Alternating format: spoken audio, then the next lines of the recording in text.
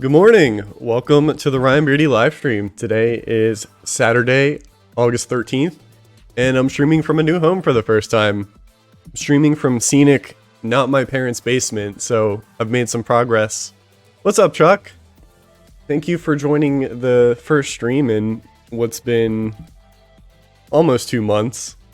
Yeah, I needed a haircut too.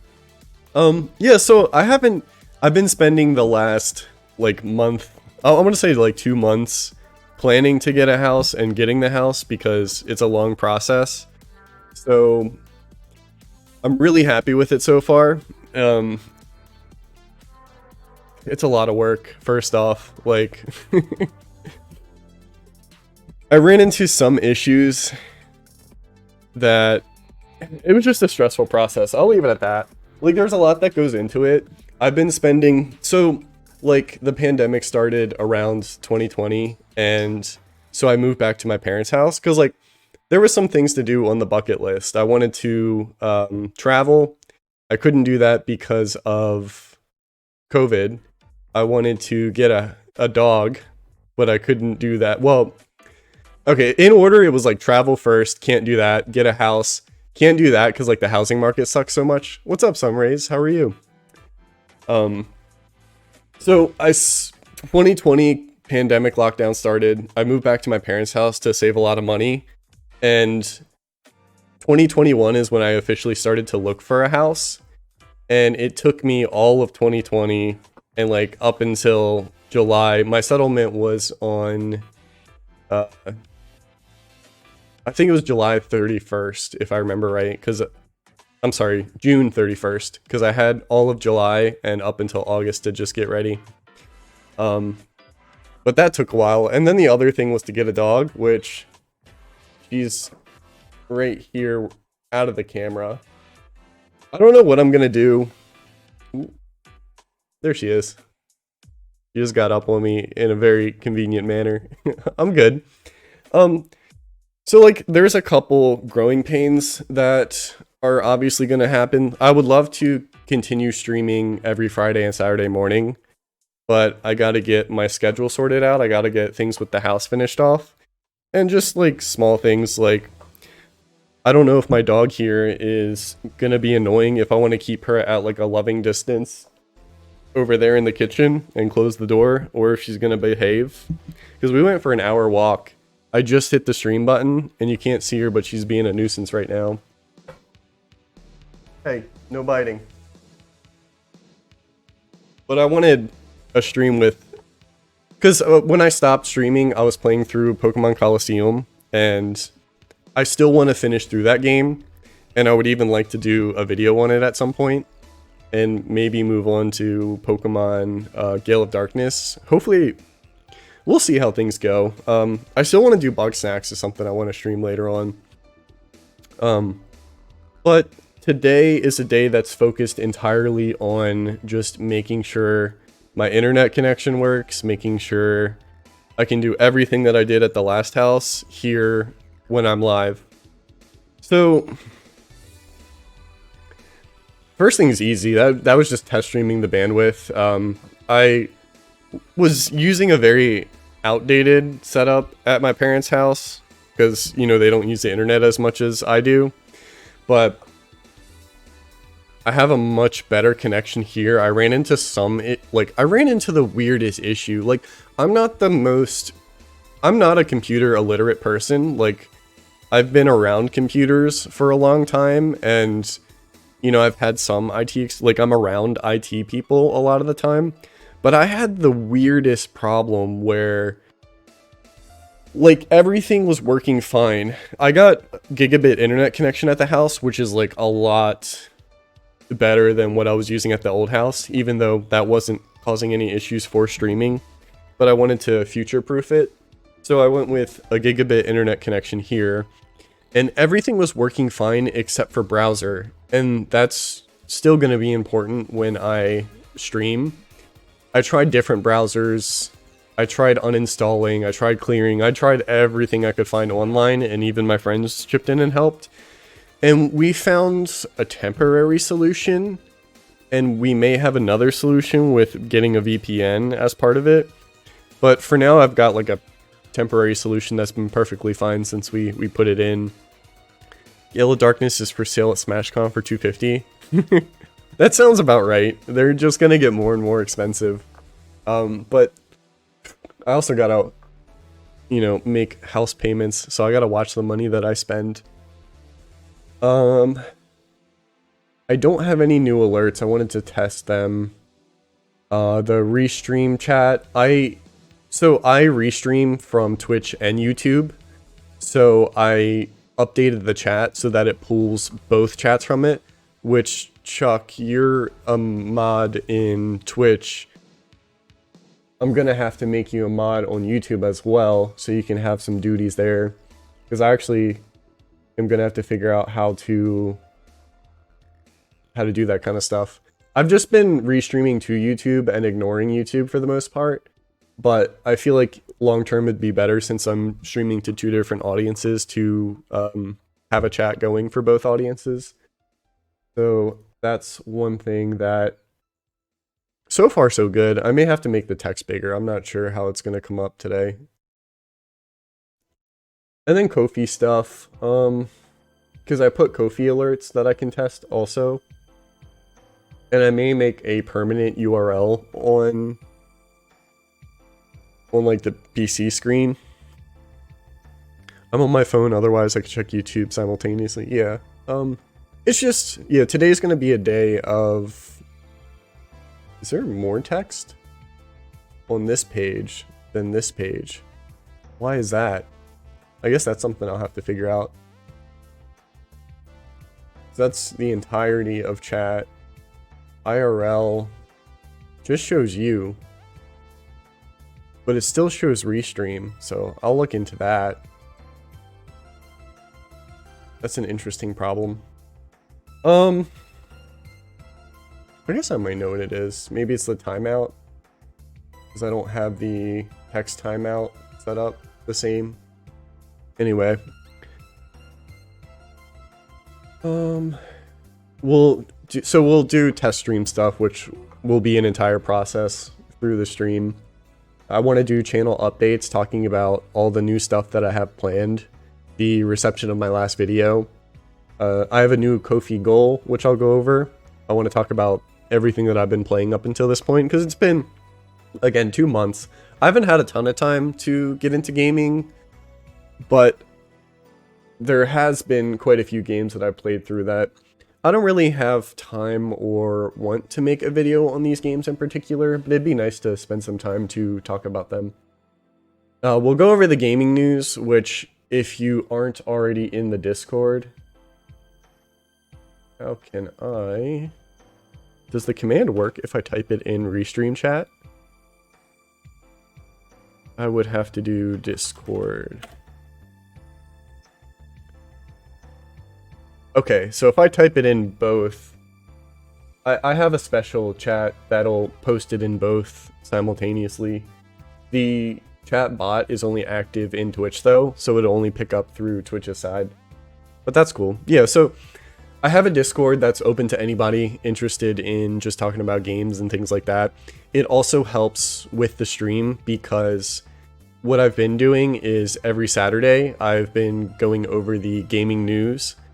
And so if you post stuff in the Discord in the gaming news channel, then I can talk about stuff that you submit and stuff that's relevant. So I've been reworking a lot of my media stuff since the last time I've streamed. I even have a new website now, which was surprisingly easy to set up. I just pay Google, you know, $12 a year, and I've got a very basic channel right now, or very basic website, but I'm using it to link all of my media so that it can be a little bit more presentable. But the first thing is the YouTube. So if you haven't already, please subscribe to my YouTube. What I do is video game design breaking down, and also just whether it be reviews of games or just breaking down ideas in gaming. So up until this point, I've primarily done require following to be able to chat at least. I can do that. There's usually not a lot of traffic here, but we adapt.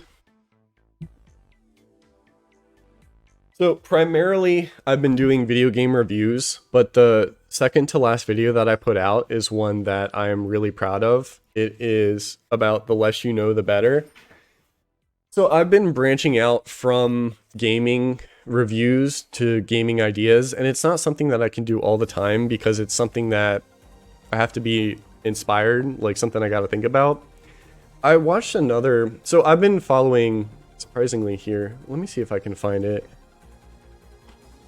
This is a really good channel that I've been bouncing off of recently, just, you know, making some back and forth chit chat with. Yeah, I got the drugstore hoodie from Smash GG because not only do I like the Melee ones, but I'll keep an eye on the apparel for the Smash Ultimate stuff too. And that was one of them. So I bought the shirt and the hoodie. I also have the hoodie.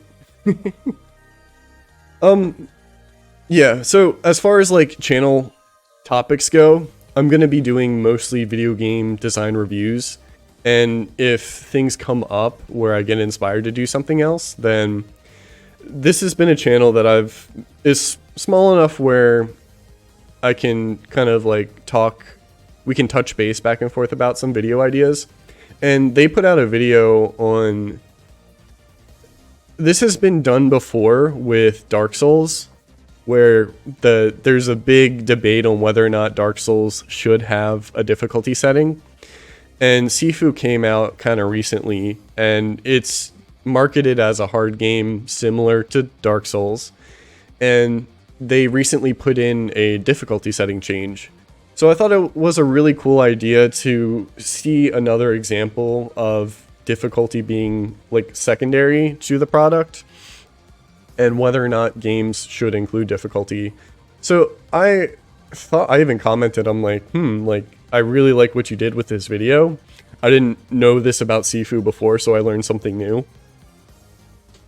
And I thought maybe I could add to the discussion and make a video of my own. So stuff like that, like, it's gonna have to come to me. But generally I want to keep doing gaming reviews because I do like talking about game design in particular. And when I can narrow it down to a specific game and a specific mechanic, rather than me just playing through a bunch of games with a similar theme and maybe not giving them all the time that I could. So if you haven't already, please subscribe to the channel. I hit 150, we lost one, that's okay, we'll get it back. I've been doing the Ludwig approach, where he's got multiple channels for different purposes. The second channel that I have is called RyanBeardy2, and this one is where all of the live streams are going to be posted up. So if you can't catch a live stream, then this channel here will be available to watch later. And finally, I've got a clips channel because I've been working on the presentation of my videos. And so I started to edit the live streams to add a clip or a highlight in the beginning. And not that I expect these other two channels to get the same kind of attention that I would like my main channel to get. These are nothing but promotion to put more things out to get them in front of people, because I like what I've been uploading so far. I'm really proud of the main channel. So the more eyes I can get on my stuff, the happier, more successful we'll be. So that's stuff I've been working on. So we got the main channel, the stream archive channel, the clip channel. If you're watching me, you're either watching me from the main YouTube channel or you're watching me on Twitch. So in case you're watching me on YouTube, give me a follow on Twitch. And before we go down that vortex of seeing the same thing on screen again and again, I have a Discord. Again, that's mostly for gaming, and I'll be looking at the gaming news. All right, let's check the memes. We got a new meme. And then gaming news if you want me to go over your, gaming articles as we go. Ooh, she's not happy back there. We'll see how things go. She usually lays down around this time. I'll take her for a walk. She'll still be wacky and crazy, and then she'll go lay down in my bedroom. I have a Twitter where I don't post too much, but just a supplement to keeping in touch with what's going on with my content, links to live streams. So I'll play games off stream too, so I'll post some highlights from that. I have an Instagram now, which I haven't decided what I want to use it for, but we have, again, the same as like the stream archives and the clips. It's just another place to kind of advertise to get myself out there in a way. So there'll be certain things like games that I've been picking up. There's dog photos if you're into that. If I'm going to a convention, I'll let you guys know about it. And then I made a TikTok for the same exact reason. Everything that's uploaded on the Clips channel is also going onto TikTok. So if you don't have one or have the other, then those are both places to get stuff out there. This is her first time hearing you talk to yourself? Yeah. Talking to 1,000 people, Lulu. From all over the world.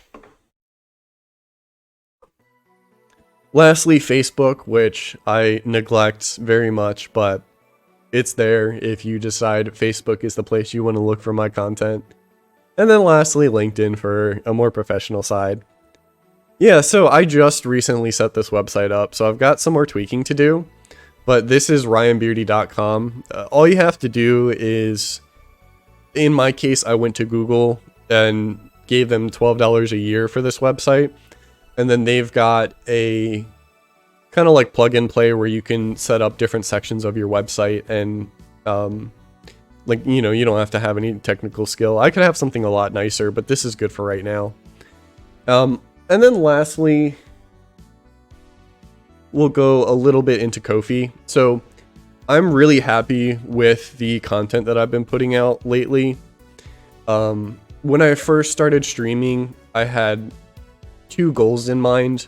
One of them was to have a schedule because my life can get pretty busy sometimes. So I wanted time to sit down in front of my screen and do nothing but play video games for like an hour or so. So that's kind of one of the motivations. And the other idea is just to talk to, like, meet new people and be a little bit more outgoing because I'm a very introverted person.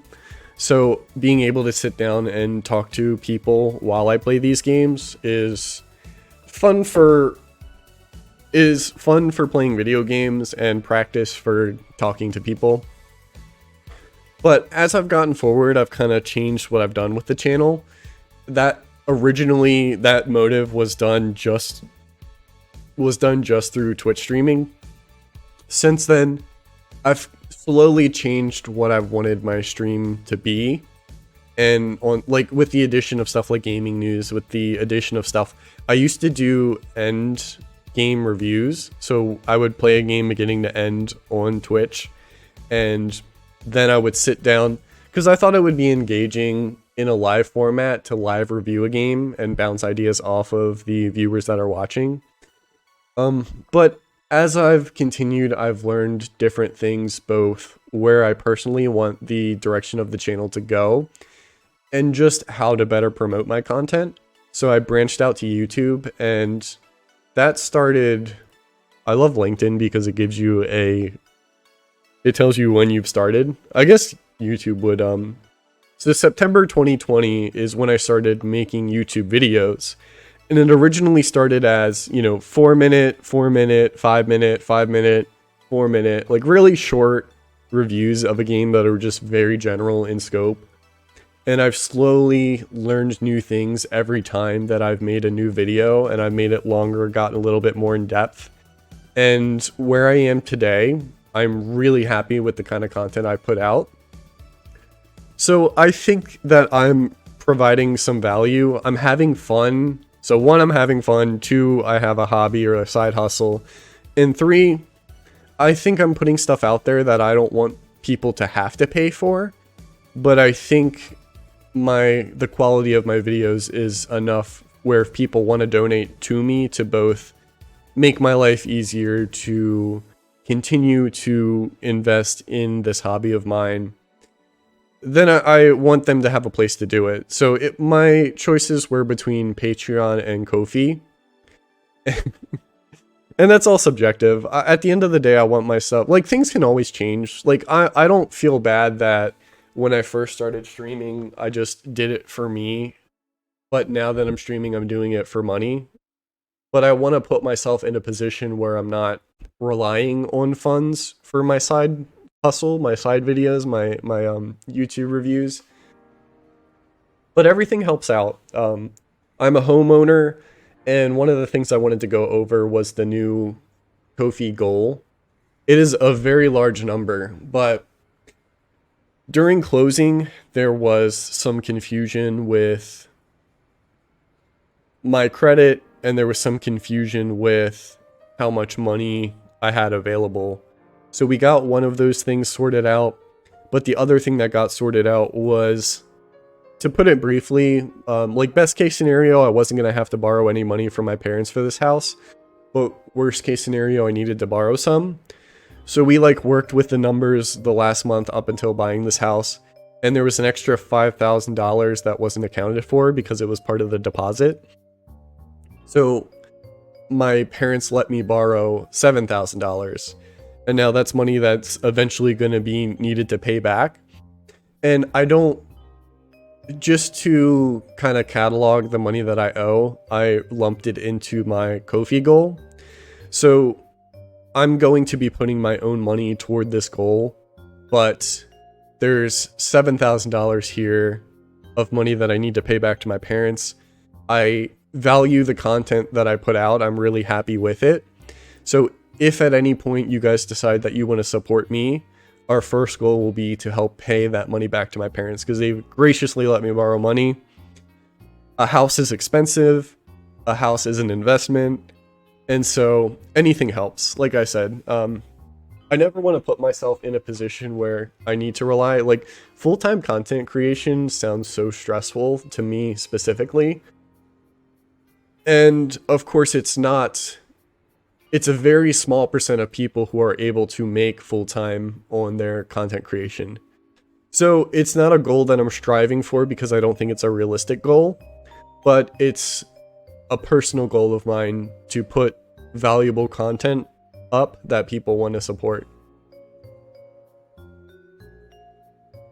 So I think I have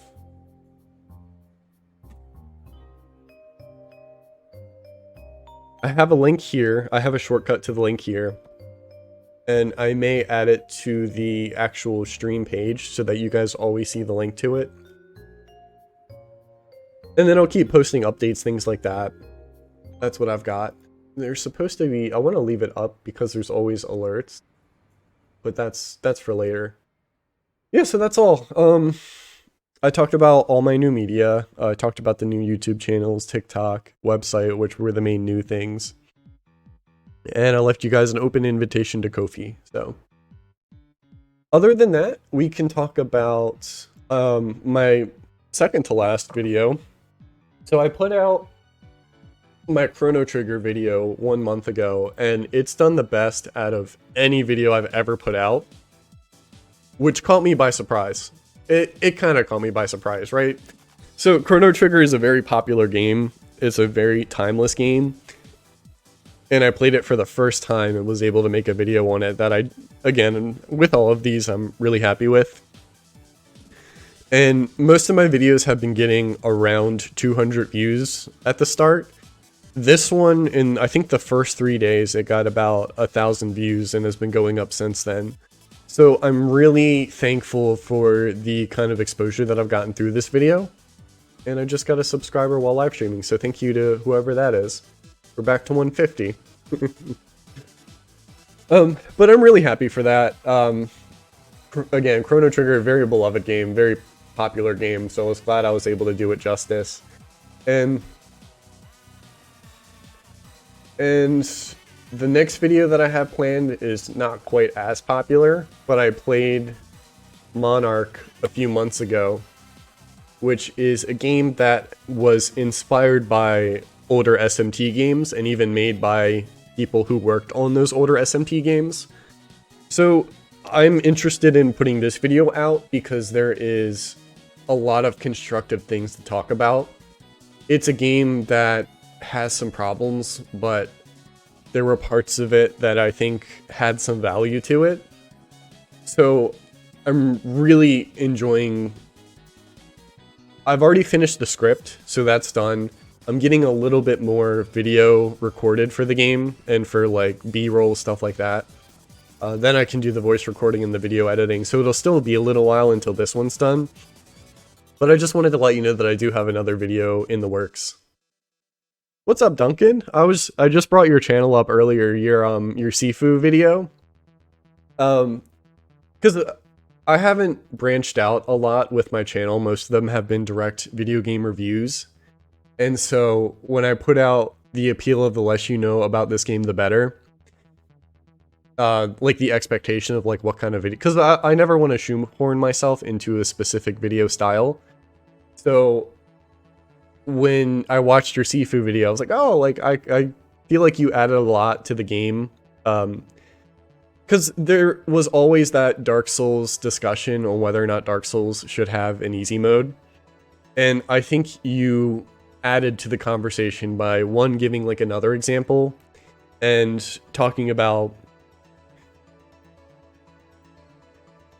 I guess just that. I gotta rewatch your video for the details, but I know you brought something else that I didn't think about before when I watched your video. I was like, oh, maybe I could add upon this, because the thing for me is when I hear that discussion, I don't hear a lot of people talk about the artist's intent. And the other thing too is it me as... I don't want to get the person's name. Hang on. Dark Souls creator. Is it Miyazaki? Okay. Hidetaka Miyazaki apparently doesn't do a lot of interviews. So I wanted to watch a few interviews before I eventually do a video like that. But I gotta do some more research, because, you know, there's research that goes into stuff like that. There's always opinions, because for me, my opinion is, like, the artist's intent is the most important thing, but accessibility is, like, something that can be measured. Like, if you add an easy mode, that's objectively more accessible to people.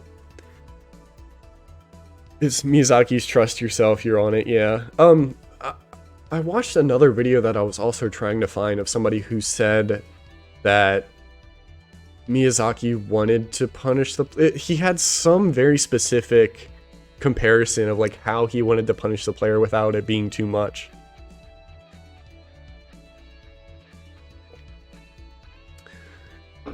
Yeah, but what was I talking about? Oh yeah, the new video.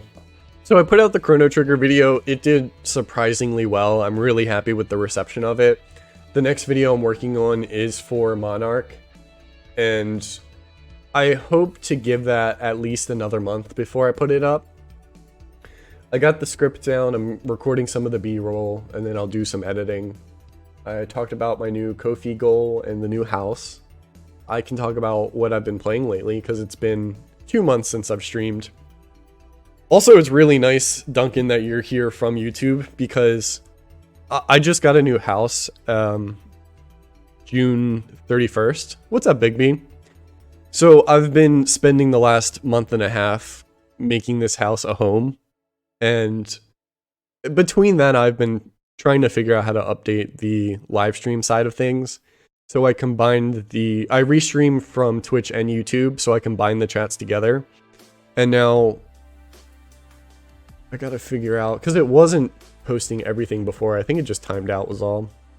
I gotta watch. This is also a test stream for today. I'm not doing a ton of laborious stuff or not having any kind of expectation, because things can go wrong. But I had a timeout for the text here for the chat. But I think the timeout's different. Because you can see on the start screen here, the chat's really long. The chat's also really long here, but when I come here, there's only the last two. Thankfully, it was a lot of work, but it was manageable because I work 4 days a week and I signed for the house on a Thursday. So I had Thursday evening, Friday, Saturday, Sunday. Monday was a holiday, so I had off work, and then I took off Tuesday. So that was like a full 5 days where I was able to put that time into the house, and thankfully my parents helped me with that initial step because we had to wipe this entire house down. It's in really great condition, but the previous owner was a smoker, so we had to kind of wipe the walls, clean the carpets, try to get that smell out of the house. And I've still got some work to do on that front too, but that's beside the point. Takes a while to feel fully moved in. Thankfully, it was a long process of finding a house. So through that entire time, I was getting hand-me-down furniture from my parents, and I was getting Facebook Marketplace, so like free furniture, really cheap furniture. So pretty much everything is fully furnished, and again, I'm really happy with the house itself. I think this is going to be really good for me for my next step. And then for content, like it's a house that I have to myself for the time being. So it's something that I can have my own space to do live streams, to do editing, to do whatever I need to do to make my content as good as it can be.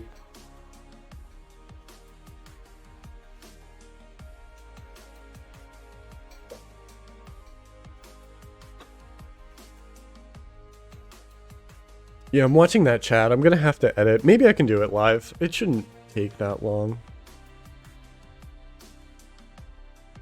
There's a way that I can change. Let's see here. Let me do it on another monitor just in case. Well, here, embed and stream. And then it's hide message after 120 seconds is I think what's happening, but I want them all to say 120 seconds. So let me go through these channels.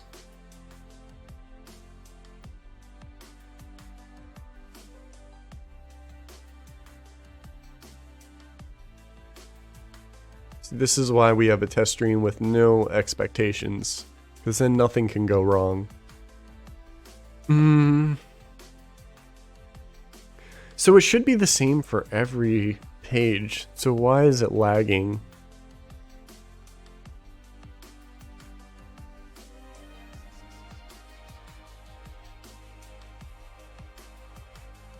All right, we'll worry about that. That's for later then. Yeah, so I'm going to get to the section where I just talk about what I've been playing. So what have y'all been up to? It's been 2 months since I last chatted with y'all. I know Big B, you've been telling me that you've been straying away from playing games, and I don't know what you said you replaced your hobby with. Let's see. If I go to Games Finished archive, and I go to Games Finished off stream, then I can remind myself what I've been up to. Let's see, games played off stream.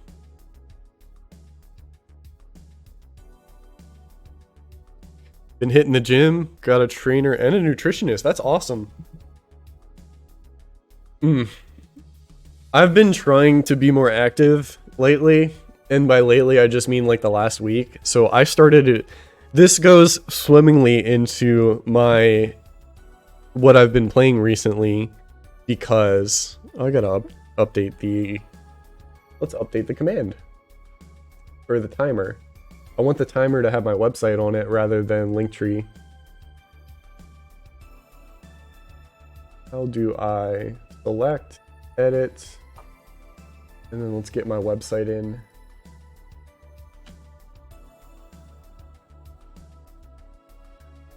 Now that's gonna have my website. Yeah, so the working out thing worked swimmingly into what I've been playing, because I started Ring Fit Adventure, and it's surprisingly good for working out. It's surprisingly good, and it's surprisingly good for working out too, which is the thing. It's got me going 6 days a week, and my nutritionist is following me pretty hard to the point where I'm not even allowed coffee. Isn't black coffee good? What's the negative to just having black coffee? Because I learned recently that most pre-workout is primarily caffeine, and that's it. It's just a matter of like I guess how it's mixed and like some other things that your body can absorb better while working out, which is, you know, the bare minimum. But I thought black coffee before a workout was fine. Now, if you're talking like going to Starbucks or Dunkin' Donuts to get a coffee, like that's mostly sugar. So my heart's beating irregularly, so until that sorts itself. Okay, that's fair. That's a health concern for you rather than for the coffee. I just wanted to make sure that I was getting my facts straight. Yeah, but I'm in a new neighborhood, so I've been taking Lulu for a walk pretty much every day. That's part of my workout, so that's like a half hour to an hour of walking. So for a weekday, I work on the 4th floor, so anytime I need to take the stairs, or anytime I need to go up and down, I'll take the stairs. Then I'll take Lulu for a walk for 30 to an hour, depending on the weather, because it's been really hot here. And then I'll come home and I'll play Ring Fit Adventure for at least 30 minutes, which is like an intense workout. So I get like easy to warm up to Ring Fit. And again, it's been surprisingly good for like pushing myself. I think I set the difficulty a little too high, but they check in with you every day in order to change the difficulty. And I've kept it the same the entire time because I want to push myself. I haven't worked out in a while, but I'm no stranger to pushing myself because of things like high school track, high school weight training. I went to the gym for a little while after high school. So I'm familiar with it. I don't like working out. But I think Lulu's going to get to a good age where I can start running with her instead of walking. Because I know when I was looking it up, you're not supposed to run with a dog while they're still growing. But she'll be a year old a week from now, which is exciting. August 19th is her first birthday. Thought about getting Ring Fit, but I'm already going to the gym often enough, there's no point. That's fair. But if your lifestyle ever changes and you need Ring Fit, I recommend it so far. I'm only like... I've been playing it for a week, so a week and like a half hour intervals. And I skipped the last 2 days because I've been busy, but for me, in order to... Like, I like gamifying stuff. Pokemon Go is another good example. Like, I just recently got my Pokemon Go account back, so while I'm walking Lulu, I'm catching Pokemon. But it's a really good idea for, like, if you can get... Like, I've been playing video games my whole life. I like there's a predatory aspect of, like, number go up that is found in stuff like gacha games and MMOs. But if you're gamifying health in that kind of way... again, like Pokemon Go, the farther you walk, the more cool Pokemon you catch, things like that. For Ring Fit, there's nothing inherently predatory. Like, if you take out the working out, it's a turn-based RPG. So, there's a lot of good stuff. There's like a lot of normal game design that they just work fitness into it. And that's good for me, just because you're playing to the crowd, like you're playing to me. It's good for everything that I want out of the game. I want to play a video game and I want to work out doing it. So it's really fun and I can't wait to play more of it. I played Secret of Mana. Have you played that, Big B? Because you play a lot of...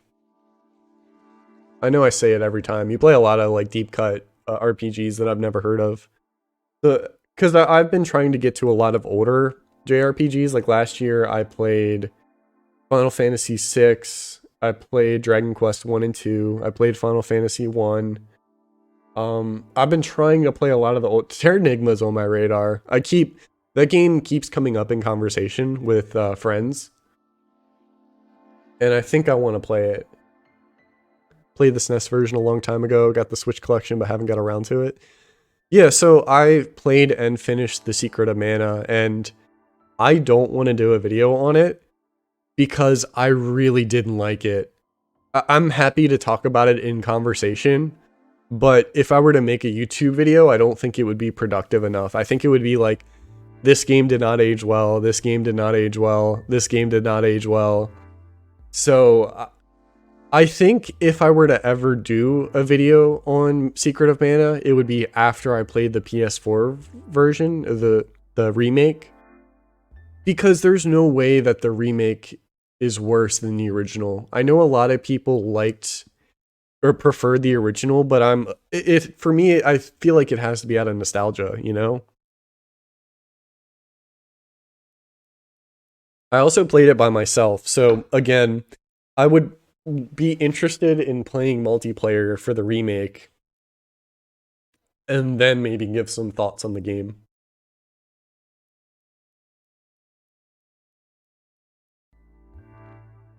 Trials of Mana remake. Try Trials of Mana remake. Keeps a lot of what made the original great, but improved the current gen standard. So I know Secret of Mana remake was was a lot closer to the original than Trials of Mana remake. What's the time gap between Secret of Mana and Trials of Mana, like the originals?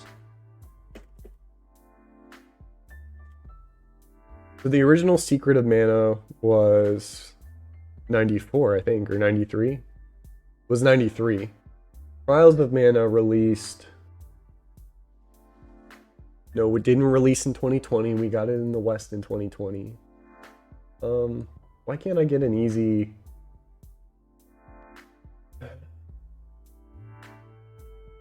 It's still saying 2020. When did Trials of Mana release? 1995. Okay. It's a 3D remake of the 1995 Super Famicom title of the same name. So it was 2 years afterwards. They dropped the ball hard for Secret of Mana remake to the point where the SNES version is the best. See, I'll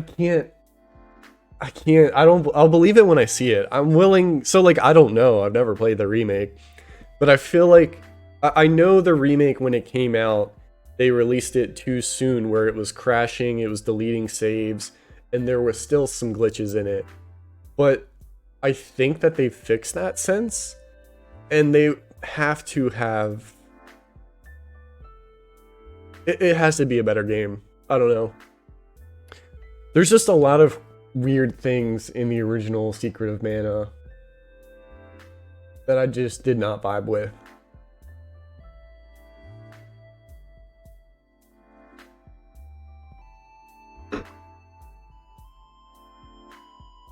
But lately, so I actually forgot I played kind of a lot. There's a lot of lag in the original game didn't have. Menus are a lot worse. See, I did not like the menus in the original. That's one thing.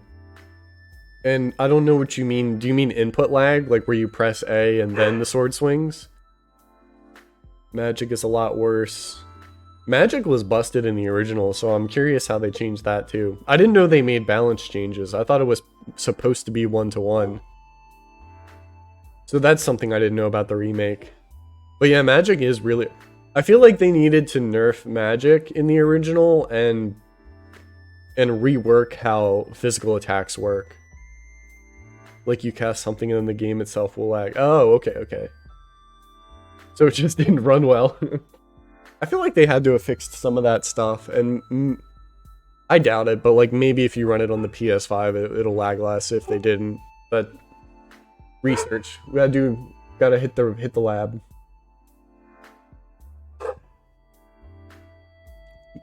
My neighbors on one side of the house, they foster dogs, so like every day there's a different dog, and Lulu hears them in the back now, and she always wants to know what's going on next door.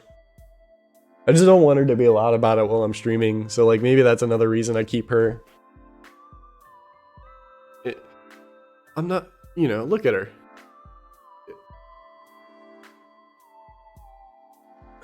She's doing great. I just don't want her barking. I gotta put something along the front door so she doesn't like really loudly bark at people that just walk past the house. Because that's something she likes to do too. There's no rhyme or reason, I think, to like when she just decides to bark. Yeah, so Secret of Mana is one of the big things that I played. I played Resident Evil Village. I'm going back a little bit. I don't know if I've talked about this on stream. I might have. Resident Evil Village was really, really good. I think 7 is still my favorite Resident Evil game, but 8 was just extremely solid. There's new DLC that's been announced since then, so that's what I'll look forward to. Do you want to try Final Fantasy Adventure? I do have the collection, so I do own Final Fantasy Adventure. That's if I'm thinking of the right game. Dawn of Mana on GBA is a reimagining of that game. Oh, so why couldn't Dawn of Mana also be on the collection? Did Dawn of Mana come out in the West? Sword of Mana. Did you ever? I did finish Sekiro. I beat my first Souls game, and it is Sekiro. I would be open to playing more. I think Bloodborne would probably be the next one I play, and then Dark Souls 3, 2, 1. Maybe Demon Souls in between there. But I'm not prioritizing it. I'm just personally not a big fan of playing Souls games, but I have profound respect for them. But Sekiro was really fun. I think that's probably going to stay one of my favorites just because there's not as much variation in builds and stats. Because I just like that a challenge is built for the weapon that I have, where if you're playing Souls, there's different play styles, different weapons with different frame data. So, like, you're going to be... It's good, like, it adds more variety and variation in strategy. But I like the just using the sword in Sekiro and having a boss play around having your sword.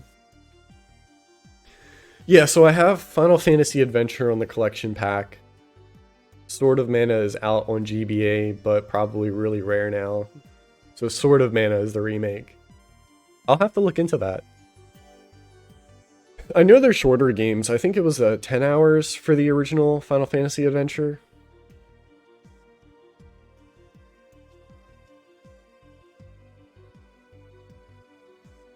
So far the chat is going fine on this side. Let me switch the scenes again. There's just a shorter timeout here. I guess it doesn't matter, but maybe there's no time. No, there has to be a timeout. It's just really long. It's like 5 minutes. 13 Sentinels, Aegis Rim. I played. That was a fantastic game. That will probably be... I want to do another tier list at the end of the year for all the games that I played. 13 Sentinels is going to be near the top. That was a really good game. Before Your Eyes, I played. That was really good.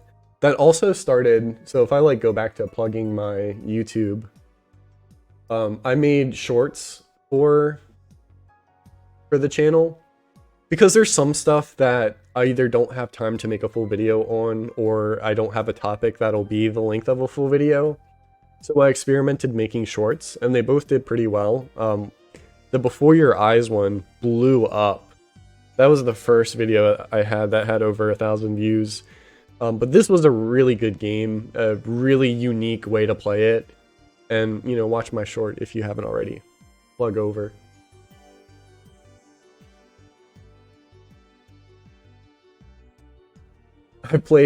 So I recently came into ownership of Silent Hill Homecoming and Silent Hill Downpour. I played through Silent Hill 1 through 4, and I love all of those games. So my morbid curiosity led me to the games that came after 4. And I played Homecoming. It's pretty average. It's honestly not terrible. And I like the plot points, but I don't like the plot execution. And a lot of people compare the story to 2, and while the points are similar, I don't think the focus is the same. I think the focus is more of another like cult story, but then they put in all of the story beats of 2, and then it's just kind of like muddied. So I kind of like Homecoming. I don't love it, but it wasn't that bad. So I want to play Downpour. I would like to play the PSP one that came, Origins, because it was PSP and then they brought it as PS2 and Wii, maybe. I think it was PS2 and Wii. Then there's Shattered Memories, which I'm actually really curious to play. If I had to choose, I'd probably play Shattered Memories. I'd probably be most excited for that, but I have to find a copy.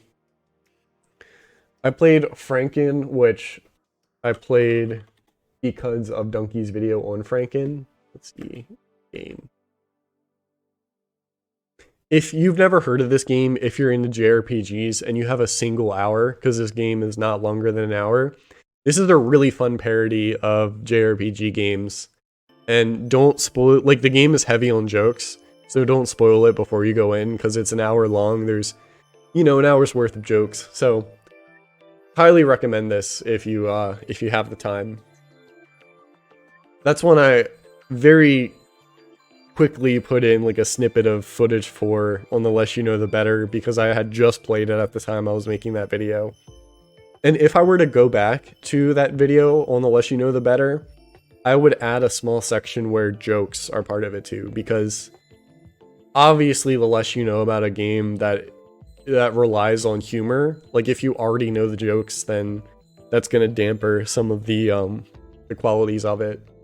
So try to go in blind. It's short, it's fun, it's free. Yeah, it's also free. Play Franken. I played Monarch, which I talked about how I'm going to be posting a video on it. It's going to be the next video I upload, and I think it's going to be great. It's going to be really it's going to be heavy breaking down the game mechanics, because it's got a lot of cool ideas that get held back by a lot of different things. So I think it's going to be a really productive review for Monarch. I played Obscure, which is, if you don't know, a co-op PS2 horror game, which is like really cool at the time, because a lot of the PS, like, you got your mainstays like Fatal Frame, Silent Hill, Resident Evil. Obscure fits the format of survival horror game, but includes a multiplayer element, and I would love to do a video on it someday. I think I just don't have the time in the schedule to do it now, but I want a future where a new game comes out that's like Obscure, where it's survival horror multiplayer, but it just has the hardware to make something better. The hardware and the game design. Right now I'm playing through the sequel. We took a bit of a break because I'm playing through it with a friend, and I had to move houses, so hopefully we can get the sequel done this year, and I can talk about that too. I had some time, so I played through Bowser's Fury. That was really great. If you don't know, you probably want to see. If you don't know, Super Mario 3D World is my favorite Mario game. I think it's very underrated, and having it be available on Switch with the Bowser's Fury expansion, there's an insane amount of content in that game, and it's up to 4-player multiplayer, so it's a really good time. We talked briefly about Secret of Mana. There's Uncharted. This is what I've been doing like this weekend and last weekend, was playing through Uncharted. So I'm going to shout out another YouTuber, because unfortunately I had to have the game spoiled before I played it. But there's a YouTuber by the name of Bricky who did all 5, like Uncharted 1, 2, 3, 4, plus The Lost Legacy. These videos are phenomenal. I always wanted to play Uncharted, but I didn't know if I would ever have the time to like prioritize it. After watching these videos, yes, I did get the game and the plot and all that stuff talked about in a way that was spoilers, but it was so entertaining and so well deconstructed. I had such fun watching, you know, half-hour video, hour and a half hour video, that I like, after watching these, I just said I want to play the series. So I played Uncharted 1, 2, and 3, and I think either this weekend or next weekend I'll start Uncharted 4. And maybe I'll get to The Lost Legacy. It depends if I'm like Nathan Draked out before then or not. But that's what I've been up to.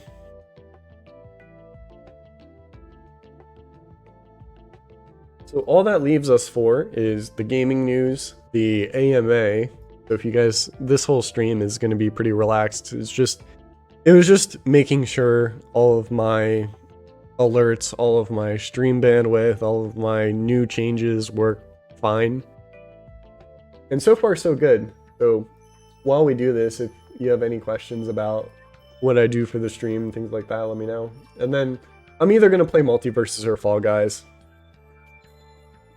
Been up to being a goblin. Do that on your own time, okay? I'm going to go backwards through the gaming news and just cover stuff until it's not relevant anymore. Because some of this stuff I haven't even looked at since you guys have linked it in here.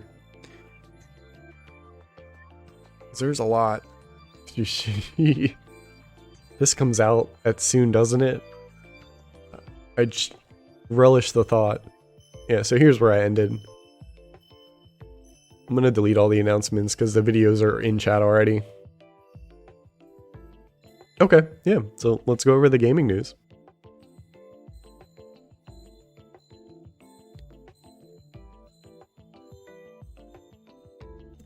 First was the Splatoon 3 Direct, which I did have time to watch beforehand. There wasn't a whole lot exciting for me.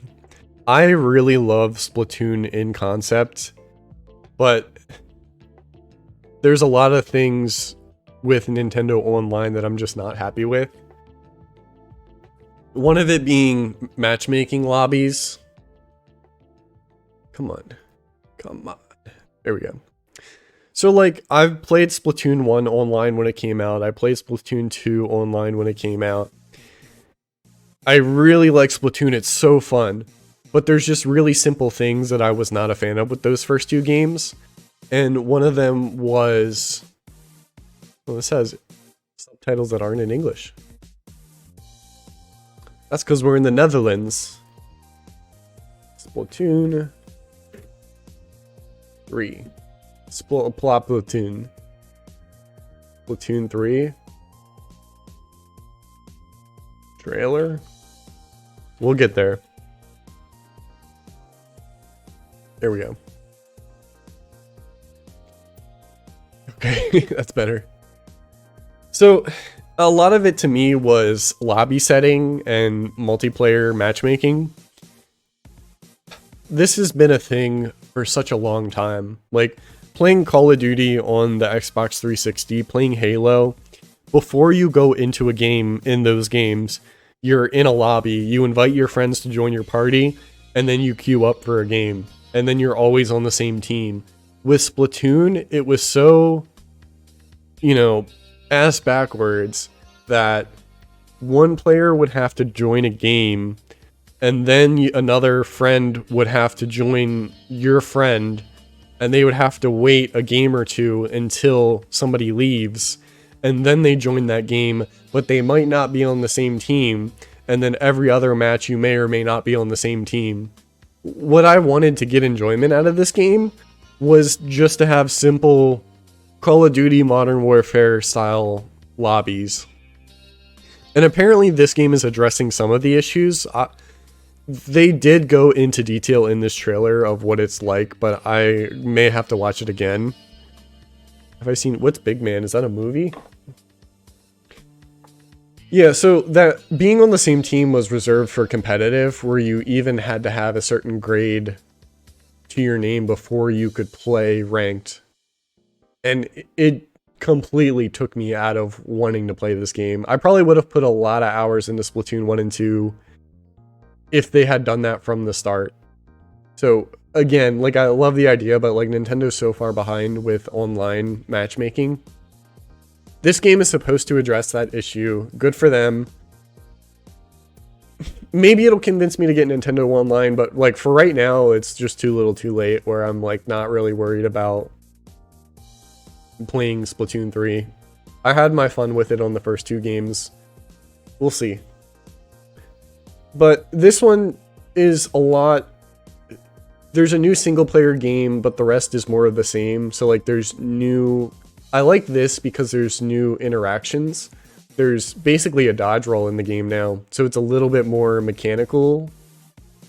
New stages, same gameplay, new weapons. I think they did a really good job with the new weapons. There's a bow and there's a... They do such a good job with their theming. One of them is a car windshield wiper, And I never would have thought of that. Like, the bucket makes sense, the umbrella makes sense. I never would have thought of a windshield wiper. Oh, okay, yeah, I know. That's one of the pop stars. Big man. I watched this, but I skipped through a lot of it. This lets you buy weapons that you want a little bit higher before your level to unlock it. For me, this stuff is all great. It doesn't matter too much. The online itself is pretty good. I like that there's a little bit more mechanics, like reactive mechanics. What's up, Sabotage? How are you? It's been a while, and that's my fault, not yours. But I like this weapon here, the windshield wipers. So let's go over the lobby stuff. This is the only thing I'll probably go over in detail.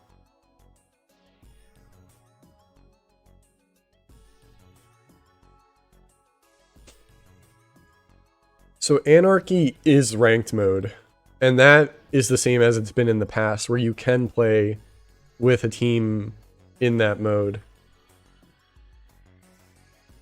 It's the same game modes. I don't think they added anything new. So Anarchy Battle, Private Battle is new. I don't know if it's new. I thought you could create a private room in the other games. I like the pseudo multiplayer where you're getting notified with like a character in the game that there's lobbies open for you, things like that. I think they did a lot. So like Splatoon's really cool where they've put a lot of work into the world that Splatoon takes place in, and I think they get to reap the rewards of just creating this really cool space where people can just hang out. Like, even in the Wii U days with the Splatoon posting, if you walk up to somebody, they'll have a message above them of like what they drew. So there's just like really fun ways to interact with people. And even if it's small stuff like this new locker system, like it's I like that they're fleshing out the Splatoon world because it's such a cool world. More ways to customize that are, you know, expected for multiplayer. Super tired because I stayed up till 6 a.m, so probably gonna go back to sleep. Oh yeah, I appreciate you stopping by and saying hi. The live streams will return regularly, but after... There's one thing I didn't talk about, I can briefly talk about. I still want to go back to doing Friday, Saturday mornings. I'm gonna need a couple more weeks, so maybe the middle of next month is when I'll try to keep a consistent schedule. But once I do, then I'm gonna try to hit the ground running so that I can finish Pokemon Coliseum and put more effort into my content now that I've got my own space and a little bit more time. I'm cold in here. I'm gonna change the AC down.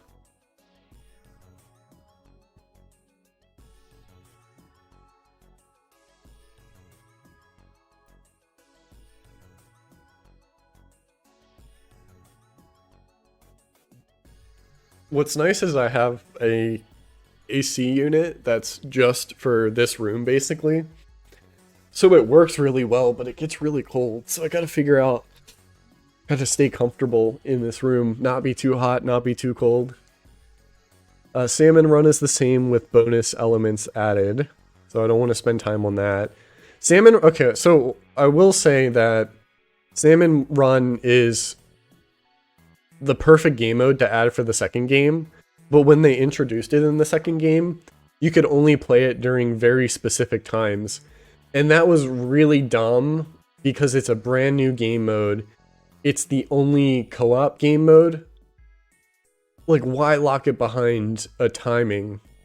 So I hope that this game doesn't do the same thing. So there was already boss characters, but the big boss is yeah, it's new, but doesn't seem to change up too much. There's the single player, which I always found fun in the first two games. Recon mode, we've seen that. That's been in previous games, just under a different name.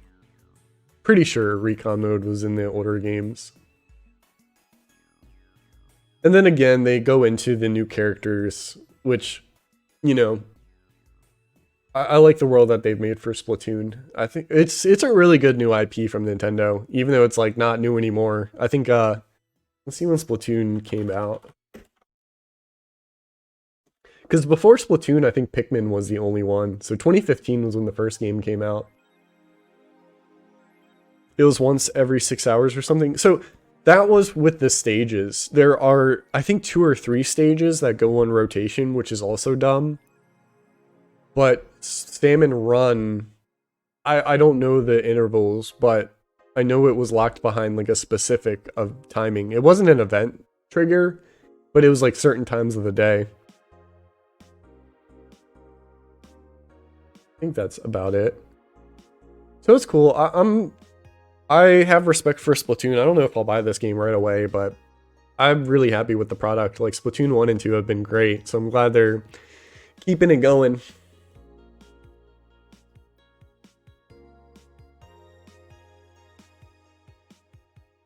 Temtem's release is coming out September. I wanted to see... So 1.0 is coming September 6th.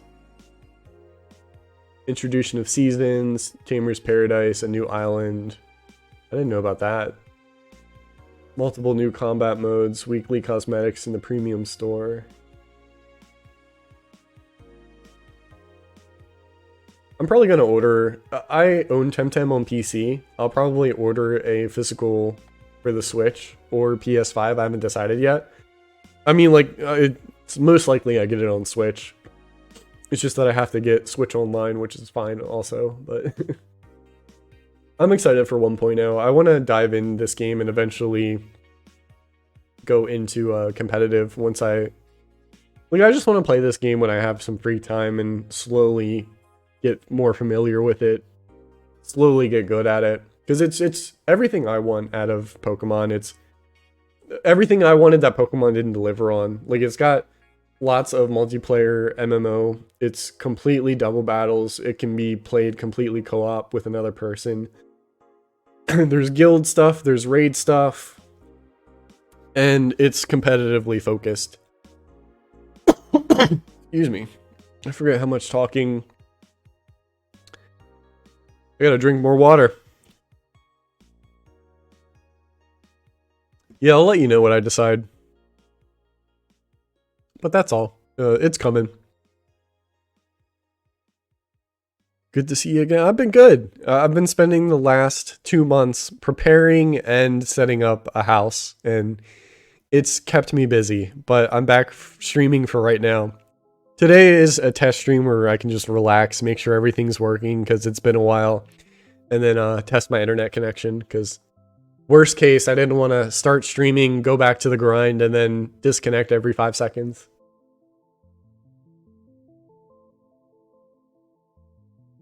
Yeah, but right now we're going over the gaming news, so if you have anything exciting that's happened recently in gaming, go ahead and link it. One thing, I'm tempted to get back into Guilty Gear. I booted it up twice recently. And the main reason is the new characters. In particular, Bridget and Testament.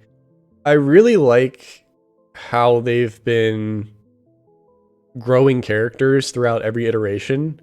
And one of them is Bridget. So, like, I can start with Testament. Testament is they, them, which both within Japan, there wasn't as much acknowledgement in the vocabulary from what I understand. And of course, like, back when Guilty Gear XX Accent Core was, like, times were a little different.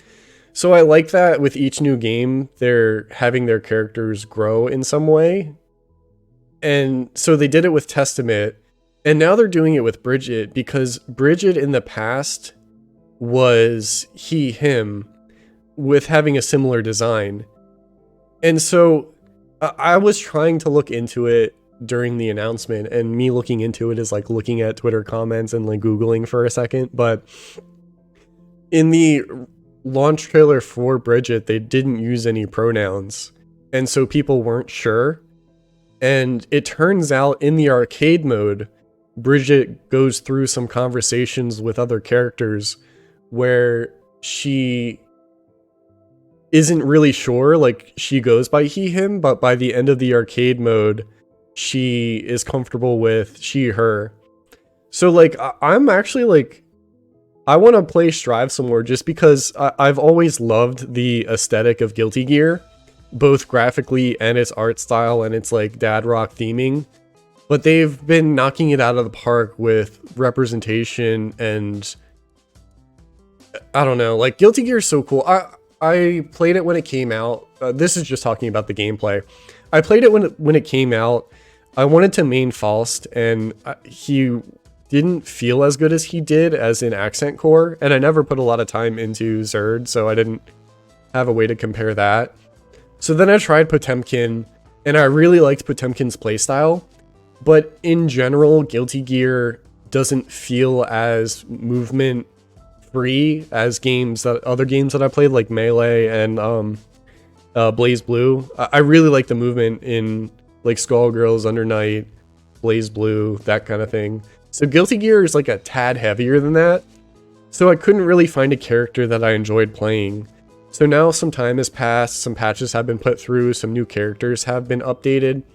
So I want to give the game another try because I have a friend that still plays it almost every day and gets a lot of enjoyment out of it. So, you know, with the new updates and with these characters like Testament and Bridget, I just, you know, I want to clap and like play the game again because it's so cool how they've, you know, how they've taken these old characters with their already existing backstories and had them, whether or not they were good or bad backstories. Because, so I'll read Chuck's comment because it goes into what I was saying. If anyone wonders why Bridget looks and sounds like a girl, it's because he was born in a village where twins can't be of the same gender, otherwise there would be bad luck. Since he has a twin brother instead, his parents have to dress him up like a girl. So it was because of that town's religion. If they were both raised as boys, it would have had bad luck for the town, something like that. And so I think that backstory was made, like, it's acknowledged, like, this is not a good thing. Like, this is not a traumatic backstory for Bridget. And so in the past, the character still kept the he, him pronouns, but presented feminine. And so I think you can keep that backstory, acknowledge that it was traumatic, and have these conversations in this arcade. Like, I like that this stuff isn't, we're not retconning anything, because I don't think there needs to be a retcon if we're acknowledging that this was bad in the past, like a bad traumatic thing for Bridget. But we're taking that past and having conversation with characters in game that are coming to terms with your story and your past and accepting yourself for, you know, feminine, she, her. I think the community or canon treats her as a trans. No, so Chuck, this is something that I learned out that's with Strive in particular. In the past, it was he, him, but in this game's arcade mode, literally, like, at the end, watch Bridget's arcade mode and you'll see the conversations, but at the last conversation in arcade mode, Bridget accepts she, her pronouns. So I can link it somewhere later if you have trouble finding it, but that's why I thought it was cool when the initial trailer came out, and even how to play Bridget, they didn't use any pronouns, they just used Bridget's name. But the fact that these events take place within the game is really cool. So we get some character growth in the arcade mode for as, like, I want to say for, like, there's Guilty Gear has a story mode, like an actual story mode, and the arcade mode is way less, I don't know, like, there's no cutscenes. It's just conversations that happen before and after battle. But every battle within these arcade mode battles are character growth moments for Bridget. And I've never looked into any of the other arcade modes, so this is I don't have anything to compare it to. But I think it's cool that between games, these characters are changing designs and growing, and even in-game, they're growing as characters. So it's cool. If I said any more, I just repeat myself some more. So there you go.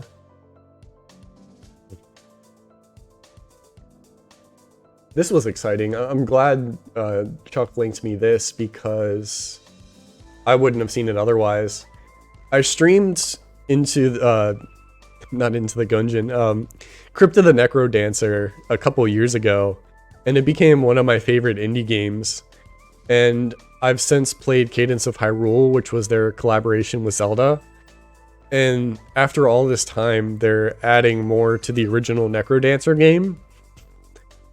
And they're announcing what I think is a sequel. I've got to wait till the end of this again.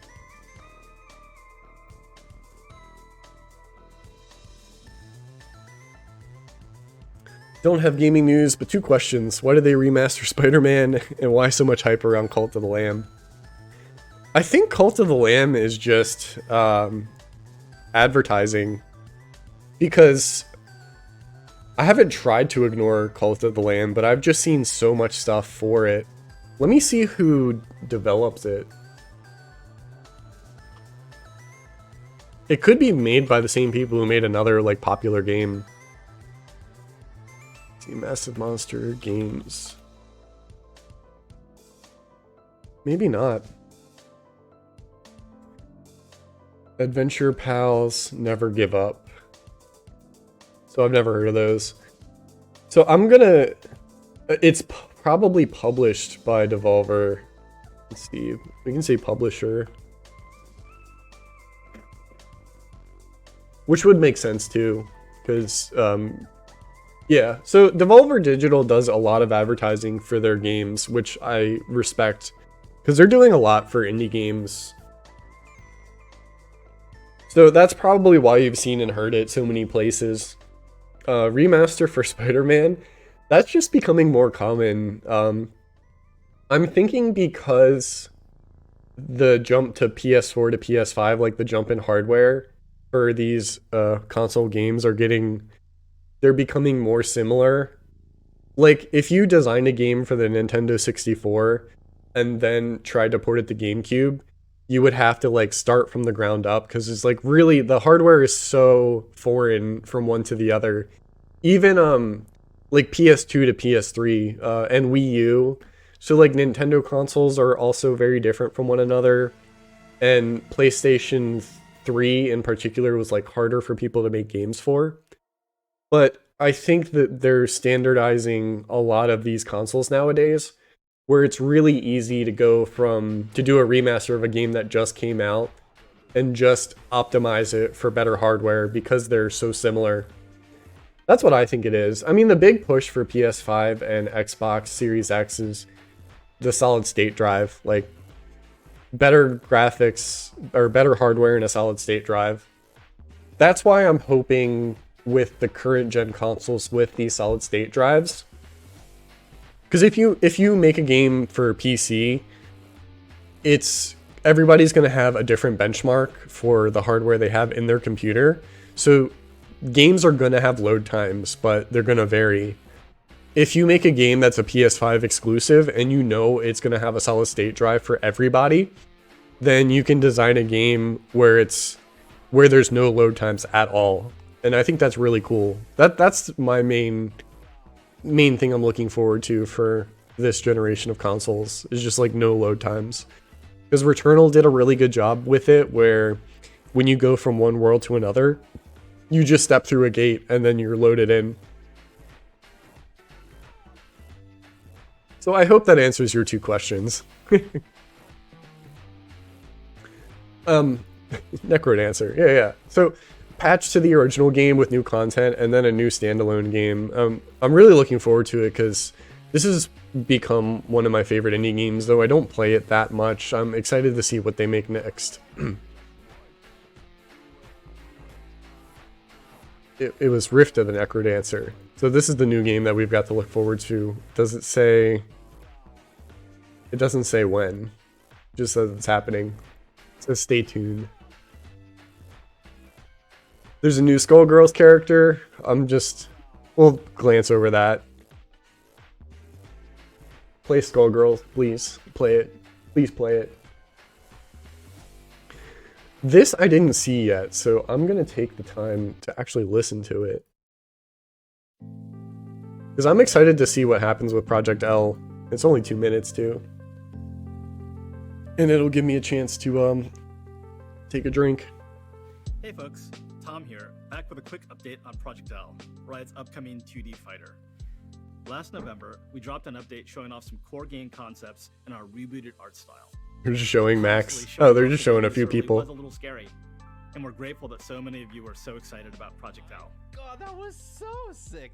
Your reaction. I like that these games are, a lot more of these games are becoming free to play. It can be good and it can be bad, but if you have good framework for it, and I feel like Riot Games is going to have good framework, then like even League of Legends has a really accessible structure with how it's free to play, but you know, you can still buy skins and characters, things like that. We'll be probably playing MULTIVERSUS later, and that's another thing that has been, it's like up until MULTIVERSUS, there's only been Brawlhalla that's been a platform fighter that's free to play that fits both of that criteria. So having MULTIVERSUS be free to play, be cross-platform, and have a competent team behind it, have money, have advertising also, I feel like it's really going to pop off. And excitement gave us the reassurance. And this one's 2D and it's free to play. So like it's surprising that there's still not a huge market for in this update, I'll talk about like free to play fighting games. The past few months and what's coming next. Last time I shared that we've honed in especially I feel like it's a good evolution too, because like these games are fighting games, the price of entry for fighting games has gotten higher and higher over the years. When a new game comes out, like the price obviously drops after time, but when a new fighting game comes out, you're paying $60 for the game. You're paying another $40 for the Season 1 pass, $40 for Season 2, Season 3, Season 4, in Tekken's case, like Season 8, whatever. Eliminating the price of entry for anybody, one, and two, eliminating a required season pass in order to have all of these characters is going to be really big. It's a good progression of the model, the marketing model that people feel they have to do, like to make money. I don't know. It's a good workaround. As an assist-based fighter with 2 champs per I feel like with this game in particular, up our work on core mechanics now. I mean, like League constantly changes, constantly gets rebalanced.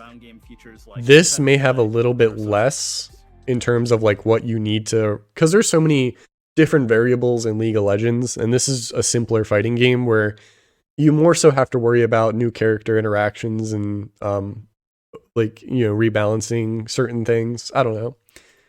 And a lot of the team has moved. It's a long-term project, and they're very upfront about that. And our social systems. One of our goals is to remove as many barriers as possible from you enjoying Project L.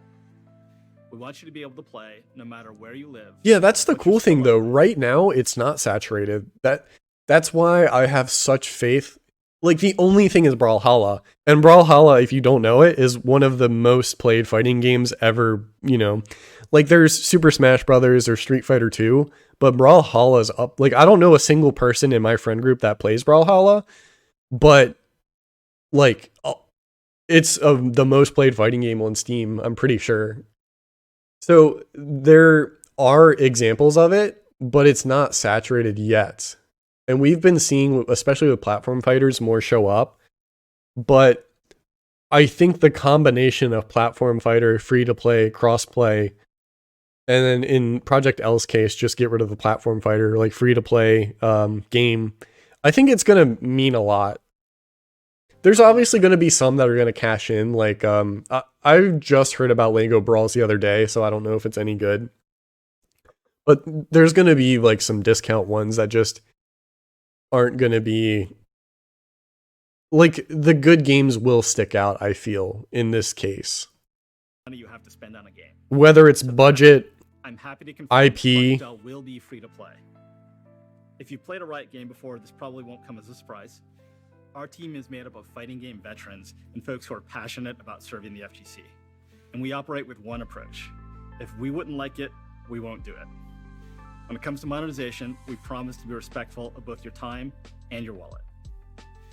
Also, the team has put together a blog post to give you a sneak peek on development of a new fighter in Project L, Ilaoi the Kraken Priestess. The spiritual leader of her people, Ilaoi is a physical powerhouse who tests the strength of souls for her tentacled god. Check out the post for more details on how we're approaching character development. The other thing to note too is this person has already made a fighting game called what's it called? Rising Thunder. They've already made a game called Rising Thunder, and I think Project L may share some similarities.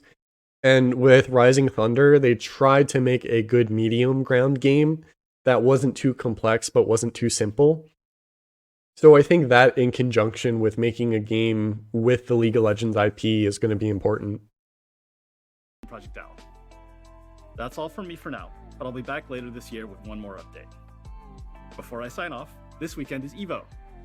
To everyone heading out to the event, stay safe. So this didn't say much. That or I wasn't paying attention. Honestly, like, oh, we shared the game, we're going to put Ilaoi in, and we're taking our time to make a good product. Competitive play and our socials. I'm happy. Free to play was the other confirmation. We wouldn't like it. That's good. It's still a nothing burger. Like, all of their announcements for Project L have been a whole lot of nothing, but I'm okay with that. I'm okay with forgetting about the game, so I'm not not constantly like, oh, is it going to come out soon? Is it going to come out soon? Is it going to come out soon?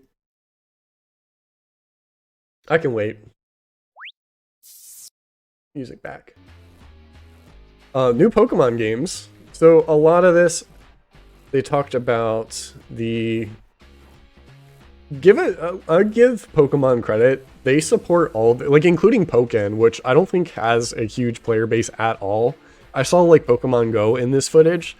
Everything Pokemon they support at a like competitive level, which is really nice. So kudos to them. The early half of this presentation was for mobile games. I'm gonna skip through a lot of it.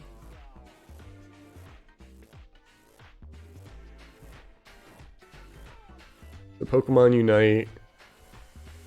Don't care about that. The Pokemon Pocket Masters. Pokemon Cafe Mix. And then the good stuff. So I'll start by saying I didn't play Pokemon Arceus, but I've watched a lot of gameplay of it. And I really like the additions to just the world of Pokemon. Pokemon, I've always thought like they make too much money to innovate. So I didn't think they were going to make some major changes. And they also have to do timed releases. So this stuff, the kinds of changes that we want to see take a long time. But I was really happy with what I saw from Arceus, though the structure of the game wasn't something that I was too interested in. I didn't like open world gameplay that much.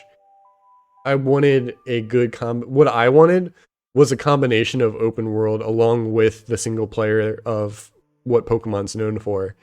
And I'm excited to say that it seems like I'm getting exactly that. It's you get these real-time encounters with Pokemon existing in their habitat. You're getting a single player story, and you're getting on top of that like local and what I think is online multiplayer editions. So it looks like they took aspects of Sword and Shield's wild area and aspects of Arceus and are putting them together. Feels like Arceus was just a prototype for Gen 9. Exactly. And them giving the remake to another studio actually gave them time. Yeah, I feel the same way. I didn't think about the remake, so it's good that you mentioned that too. But I absolutely feel like that's what I was hoping for when I saw Arceus. It's like, I don't want to play an open world Pokemon game where there's not too much to do, but just like catch Pokemon and check things off a list. But having a fleshed out world from previous Pokemon games, along with the gameplay from Arceus, that's perfect for me. So I'm really excited for both of these games. I think everything that I've seen in this trailer looks great. Even the new gameplay, the crystal thing seems interesting. Because I like Pokemon competitive. I'm shying away from it now. But I like the idea that these new changes will change their type. So it's more of like a game of chess. It's like, is it going to change type this match or next match? And I liked Gigantamaxing gameplay wise when I watched VGC matches for it. I hated the Sun and Moon Z crystals. I just think they put way too much offensive pressure into the game that you had to play entirely around. And then my favorite's Mega Evolution, just because not only is it allow for so much more creativity with like new designs, new abilities, things like that, but it was pretty balanced. Like the Pokemon got buffed to their stats and they got a new ability and maybe new typing. And there was a small variety of those Pokemon, so you got to have an idea. Like when you looked at their party before you got into battle, you got to see, oh, this one's probably the Mega Pokemon, and this one probably has this. So I liked that. I think this will... I just don't want something too offensive for Pokemon, because a lot of it is team building, and the other half is playing a game of chess. And when you have a win button for the Z Crystal, it just like changes the dynamic of the game way too much. I feel like Gigantamaxing was extra offensive pressure, but it had a lot of synergy because every attack either changed the weather, raised your two Pokemon stats by one stage, or lowered the opponent's stat by one stage. So like everything, the synergy was what I liked about it.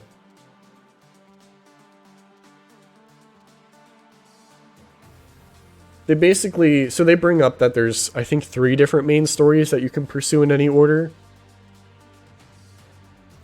So I just hope that they're long enough, like content-wise. Yeah, I like all of the new things introduced in this game. The game itself, the multiplayer aspects, the Terra typing, the fact that they're still having 8-player gyms, and they'll, you know, obviously have multiplayer matches for, you know, competitive. They'll probably be, I mean, like late game, post game will probably be more fun. I just feel like collecting Pokemon in an open world setting,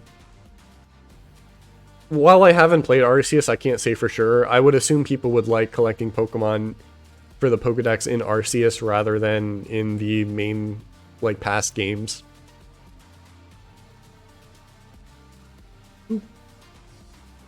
I'm excited. I'm looking forward to that new gen. Annapurna Interactive Showcase. What is?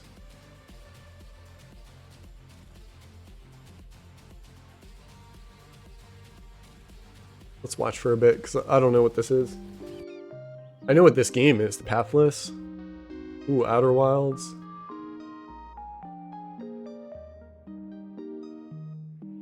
I guess they're a publisher? I actually don't know.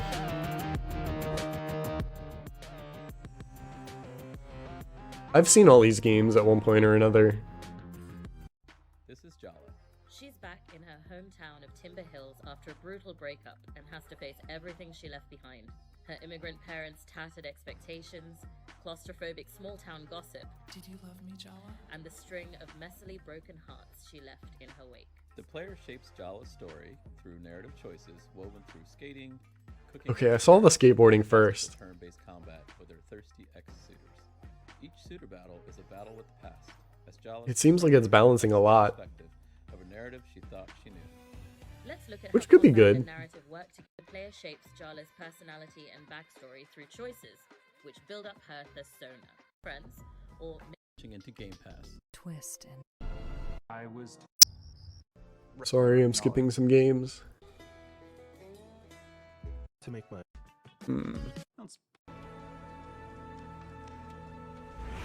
Wait. No! I still haven't played this game. I want to play it this year. But I'm also waiting for a physical release. I'm hoping they do one.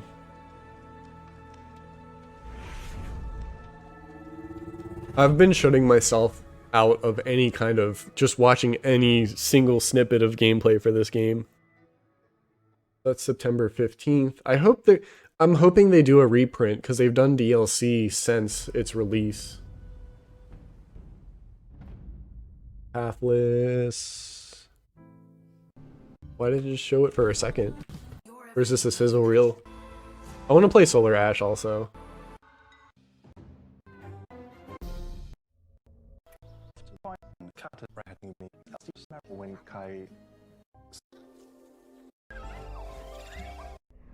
From our own experience as much as it was just and Okay. Sorry if it felt like I was rushing through that one. I linked this, I thought it was cool, and then I found out that there's already an Xbox version. I don't know if you can do remote play from Xbox to your smartphone, but these are physical add-ons that change your controller or change your phone into a controller, and you can remote play with PlayStation, so you can just get those games directly on it. I thought it was neat, and like oh, I might want those for like the one time a year I'd actually want to use it, and then I think they're like over $100. They're expensive.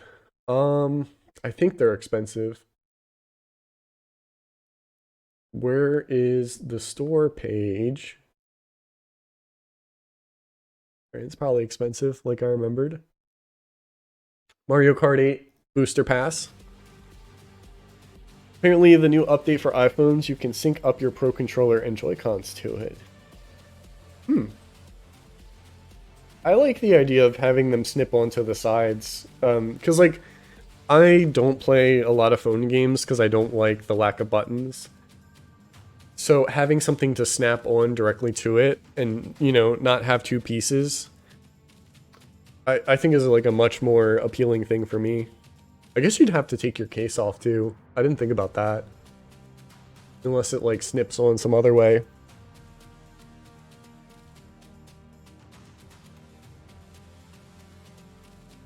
This was cool. I said it when they announced the Booster Course Pass that I didn't really want Mario Kart 9. I just wanted more content in Mario Kart 8. And I was actually surprised that that's what I got. So, I actually do like that every couple months we're getting 8 new stages, because it'll give me a reason to boot up the game every now and then. Having my own house, it'd be nice to have like a game night every now and then, like every time they release new stages. But they're doing cool things, like they're making brand new tracks. I never played Mario Kart Tour because I don't want to play a phone game. So I like that they're bringing some of those stages into this game. Because the other thing too was, I don't think you have the entire control of your kart when you play Mario Kart Tour. So it allows you to play those already existing stages in a traditional Mario Kart fashion.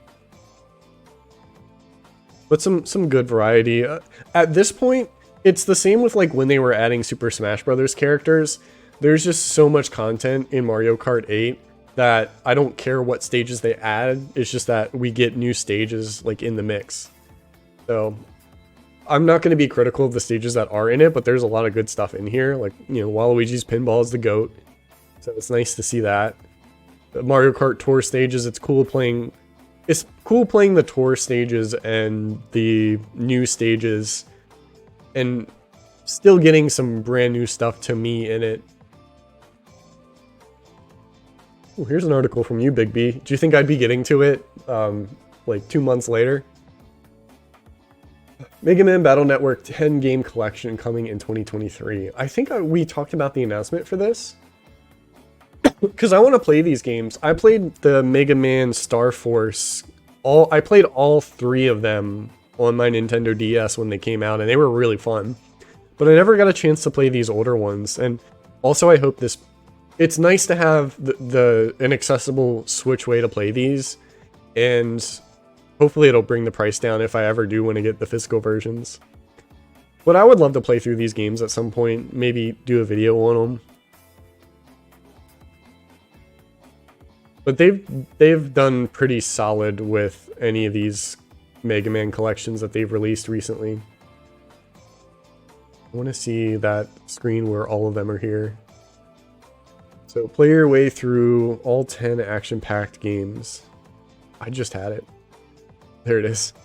So Mega Man 1, Battle Network 1, 2, 3. There's 2 3s. Looks like there's 2 4s. I guess they released them in pairs once 3 hit. Star Force is mediocre compared to Battle Network, but I really liked it. I played it as a kid, so I don't remember if they were actually good, but they were really fun. I remember that. So what's the difference between the different versions? Are there... If it's like the DS one, that just means there's different bosses and there is like a different suit. So I guess it's good that they have both, but... I gotta get all these... I want to get all of these collections. The thing is, I feel gypped because I got the Mega Man X Legacy Collection, and only the first half of the games are on the cartridge, and the second half is downloadable. And I want to have everything physically on the hardware. So I hate that I can't have that.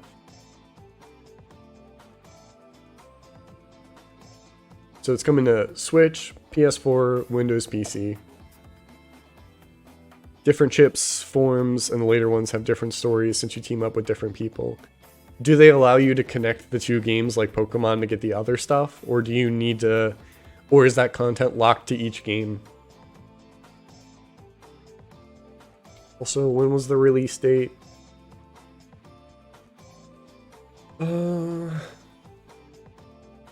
Was there a release date?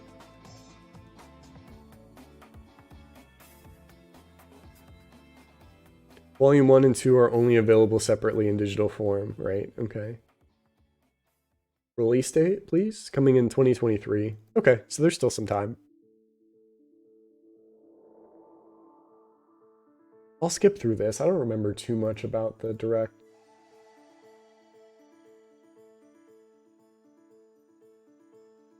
So, Monster Hunter Rise. Is this out? I've seen so many trailers for Monster Hunter Rise Sunbreak. Okay, it's out now. And every time I've seen a trailer, I think it's like a release trailer and it's just not been out. Really excited for Nier coming to Switch. This is awesome. I love that these games are leaving, that are just being put in front of a different audience. You can play Nier on the go now, and people who only own a Switch can now play it. I think it's separate for the most part with some chips that can be traded. Can you do local multiplayer back in the day? That'd be cool. I know there's indie games that have like spiritual successors to Mega Man Battle Network. And I know those, some of them are multiplayer, either focused or just in addition to the main story. You know what? I remember this being a good, good Direct, because there was Monster Hunter, there's Nier, Blaze. I don't know what this is. Super Bomberman R2, which was the original was a launch title on the Switch. So that's fine. Konami's doing the bare minimum. We got this announced on this, so that was also amazing. A remake to Pac-Man World, which I'm actually really excited for. You think it did have some multiplayer versus? That's cool then. I saw this. This looked nice. Nothing I would play right away. The Monkey Island games, it's another series that I don't have time to get to myself. And I would love to get into a lot of the point-and-click adventure games. But Monkey Island 1 and 2 was made by I don't know who it was made by, but it was made by a team. And then 3 was made by a different team. And now this one that's coming out is made again by that original team. So I'm excited to see how this is received. And I believe it's the fourth... No, it's just called Return to Monkey Island. So it's cool. I would love to get into the Monkey Island series someday. White has ground style, which is focus, manipulating area and combat, while blue has shadow style, has to change their attacks. Invisible. Okay. Gotcha. Yeah, I remember playing the DS ones and they had some variations similar to that. I'm not interested in this game. I'm going to gloss over it. This seems to be a sizzle reel. Sonic Frontiers. I'm glad I wasn't streaming during this. It's just exhausting to talk about, like... There's Sonic Frontiers stuff in this game review, so I'll get to it in a second, but it's... I don't know. I actually don't know. Live Alive is now officially out. I haven't played it myself, but I'm excited to play it. First time it's been released in the West. I'm really glad that there's both games that haven't come to the West and old games that are getting remade in this 2D HD style. It seems like it can get a little homogenized, but I feel like it's a really easy way to remake a lot of old games that otherwise wouldn't get any kind of remake. You played a fan translation of the SNES? Yeah. I knew that was a thing, but I never got around to playing it. And sometimes all it takes is just having an official release. Like, can you imagine how many people would play Mother 3, like, if it got an official release rather than having that barrier of, like, getting a fan translation? I heard from one person that it was short, too. Like, Live Alive's not a long game. Not too interested in this. Sorry, Dragon Quest. Portal is also coming to Switch, which is the same reason I like that Nier is coming to Switch. It's awesome that Portal 1 and 2 are both coming to Switch. These are both phenomenal games that are, you know, not going to age at all.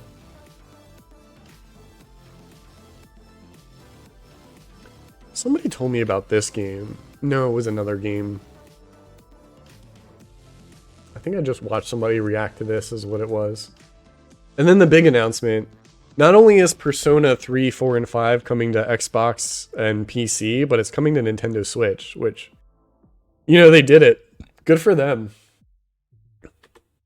I'm not going to go over it in detail, but I mean, the same, like, they've been doing great with these ports. The Switch is going to get so much life out of it, so much longevity, just because it's like a dual console and handheld system. So like, I'm so happy that these games are coming to Switch.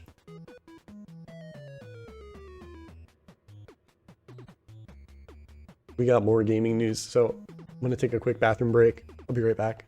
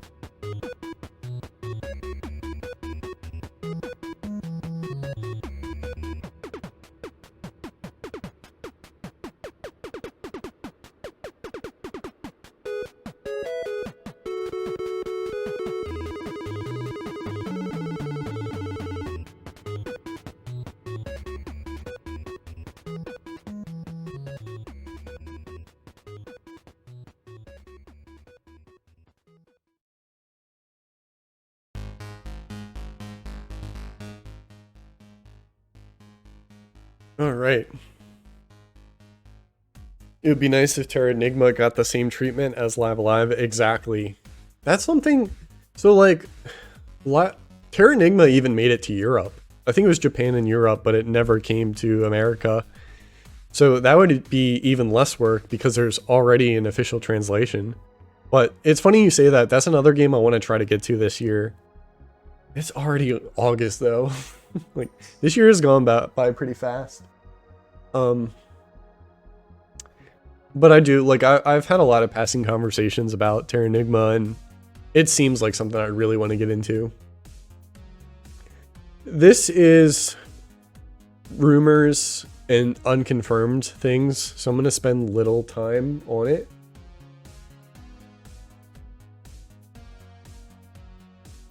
Okay, that's pretty much the same tweet. Or if they could do the trilogy together. So, Metroid Prime Remastered is planned to release this holiday. Metroid Prime 2 and 3 also coming, pretty much done, but Nintendo's holding for later release. According to Jeff Grubb, Remaster is planned to release this holiday. Yeah, I'll spend a little time on it because it's confirmed, because it's not confirmed, but the Prime Trilogy games would definitely benefit from being put on the Switch. They would get a lot of exposure just because it's got such a high install base. Like it previously released on the Wii, and that is getting harder to find. I think the prices of the trilogy are raising in value, and it updated some of the controls to Prime 1 and 2, so being able to play it on the Switch would be awesome. But we'll see. We talked about the Direct. Dragon's Dogma 2 in development.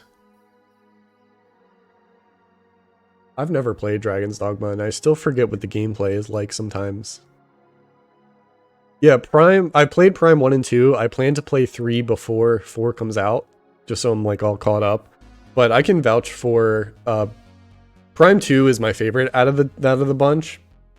But if you really like the exploration side of Metroid games, they're they're maintained while being even more expansive just because it's a 3D space. And there's one contentious part of, I think, both games, 1 and 2, where you get to the end of the game and then you have to scour the whole world for keys. It's like 10 or 12 keys, and once you get that, then you can finish the game. It's kind of like the Triforce chart quest in Wind Waker. So you got to like stop what you're doing and then get to the end. So like that's kind of, I would love to replay the Prime games at some point. Maybe I could do stream 1, 2, and 3 before 4 come out, but like I'm not gonna make any promises. But it's worth it. Those are really good games. I'm going to spend a little time on this because... What was the first Dragon's Dogma?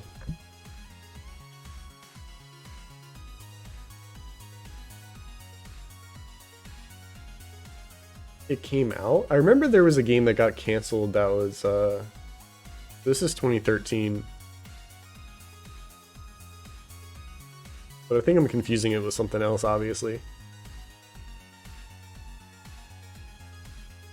Just seems like a standard action RPG. Interesting. I have nothing. Final Fantasy VII Anniversary. Do I remember? Oh yeah, they actually announced a lot for this. It was intergrade stuff, which is already out. Let me see here. I know they showed off the mobile game again. Don't care about the mobile game. And then they're doing a pseudo remake with 7 here on what I think is mobile. I'm curious about this because I never finished Final Fantasy VII. I kind of like played it at the wrong time, where it just like didn't age as gracefully as I would have liked it to. And I want to revisit it someday and actually play through it all, maybe with some like fan AI upscaling backgrounds and like some nice quality touches like that. But I don't want to play the remake series. I'm content not needing to play them just because I don't like action RPGs that much. I would rather play a turn-based one, which I know I'm the minority in this situation. I would rather just watch people play through the Final Fantasy remake games and, you know, enjoy it that way. So then I see this, which has similar gameplay to the original, but it looks like they still add on to the story.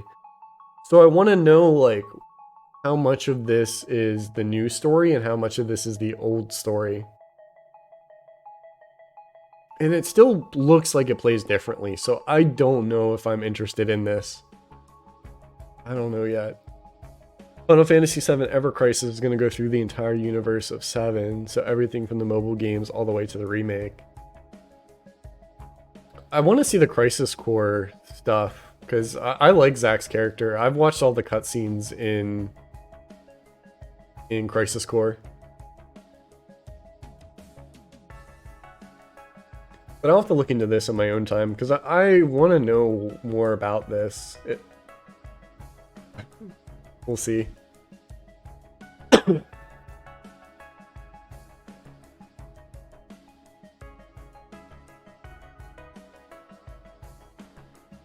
Zack's my favorite Final Fantasy character, or my favorite Final Fantasy VII character.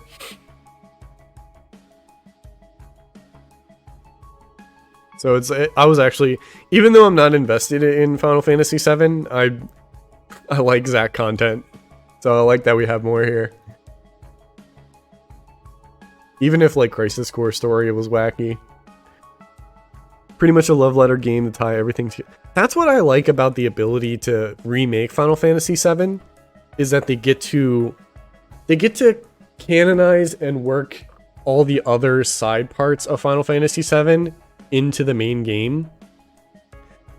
But they're also changing the story in Final Fantasy VII Remake. And that is where you lose me. It doesn't have to... Again, artist intent goes first, so like I'm not complaining that that's what they're doing, like that it's not. I'm acknowledging that it's not for me, but it seems like they're making this for people who have already played the original Final Fantasy and trying to spin something new from it. And I want to play a turn-based RPG, and I want to experience the original story the way it was intended. So that's why I was like, maybe this game earlier, the mobile pseudo remake, I don't even know what to call it. Maybe like this version of the game is what I want, where the story is the same, but it ties in the other parts of the Final Fantasy universe. It's like, there's Zack right there. So I don't know if they'll make something for me, but that's okay. I'll just replay the original because it's not going anywhere. And then I'll just do it in a way that's digestible for me.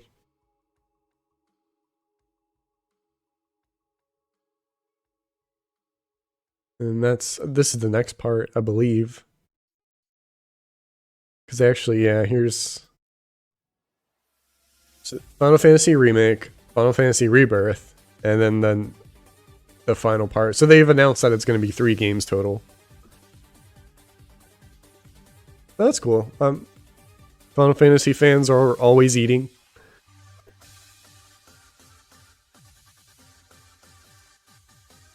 Why did I copy these at timestamps? Ooh, ooh, ooh. I just gotta go back to the beginning anyway. So this game is already out. This game is Monster Hunter. There's the Ace Attorney.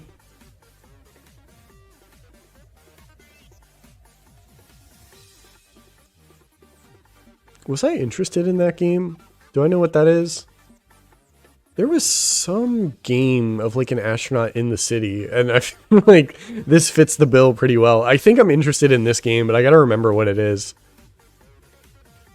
We'll do that at a later date. Street Fighter 6. I like the some people were dogging on the new logo, but everything that's after the new logo, like the new art style, is really awesome. I like the streetwear vibe that they're going for with all these redesigns. And it even takes place in an urban city, so that's cool. This game did not look interesting to me. Oh, hold on. I went to like 3 different games when I said that. Yeah, this one. I don't know. I remember watching the reveal trailer for this. I just don't think it's for me. Skip right by it. New collections. All I know is if they change stuff about Aerith, the fans will riot. That's what I'm saying is like, there is a well-crafted story with well-crafted timing for like reveals and characters and events.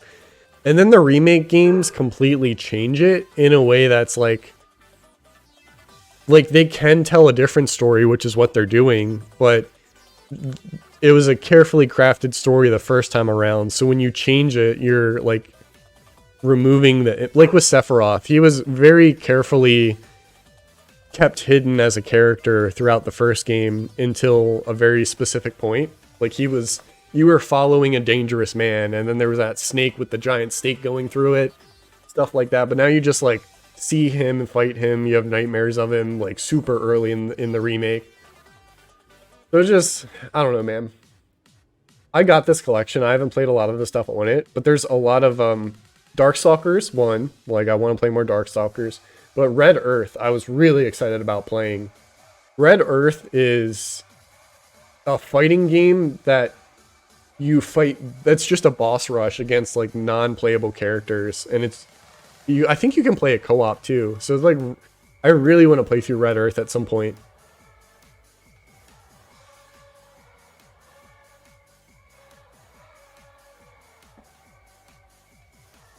And a lot of other good stuff. I played Puzzle Fighter before. That's a lot of fun. Having Street Fighter 2 again. One of the most bought fighting. I think they just want to keep releasing Street Fighter 2 so it goes back to being the best-selling fighting game. The original, they were hinting Cloud was seeing him and stuff, but the remake, they just went nuts with it. Yeah, I mean, spoilers for the first game. You fight, what do you fight Sephiroth with like in space and like a flying piece of rock or something? Like that's just completely takes the impact out of seeing Sephiroth later in the game. But they're telling a different story, so I'm not going to be butthurt about it. I'm just going to play the original when I decide I want to play through these games. Street Fighter 6. I'm not going to go into Street Fighter 6 right now. I just don't feel like it. New Resident Evil DLC. We'll skim over some of the rest of this stuff because we're almost at the end, and then I'll play a game for an hour or so and call it there. PC Gaming Show, Bethesda Game Show, because some of the stuff goes way back. Nick All-Stars update, play that game. Alright, I changed my mind, I'm going to skip Frontiers conversation. State of Play. We'll check out the state of play and I'll move on from there.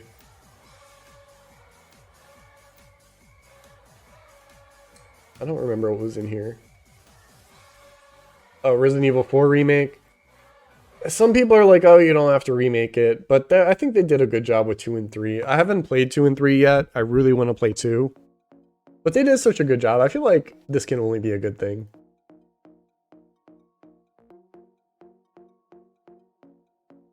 And then Resident Evil Village again.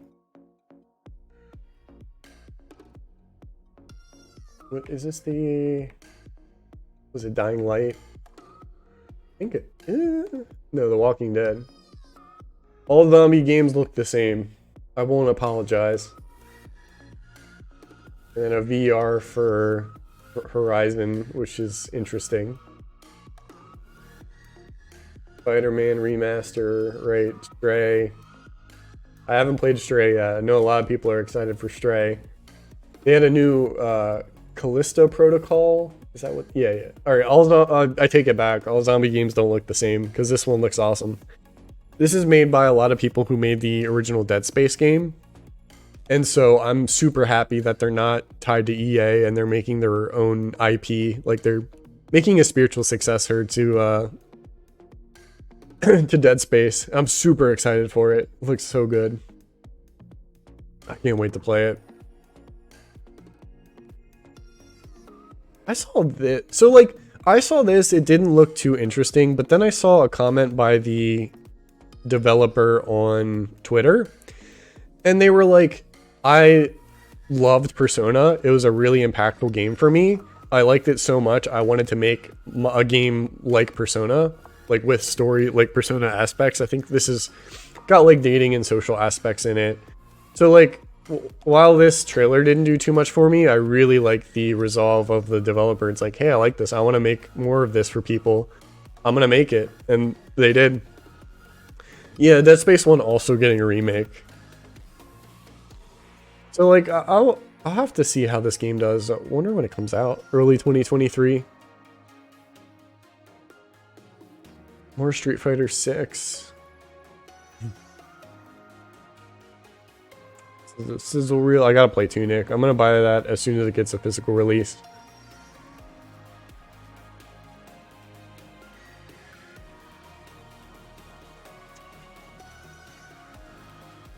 I think that was the Final Fantasy.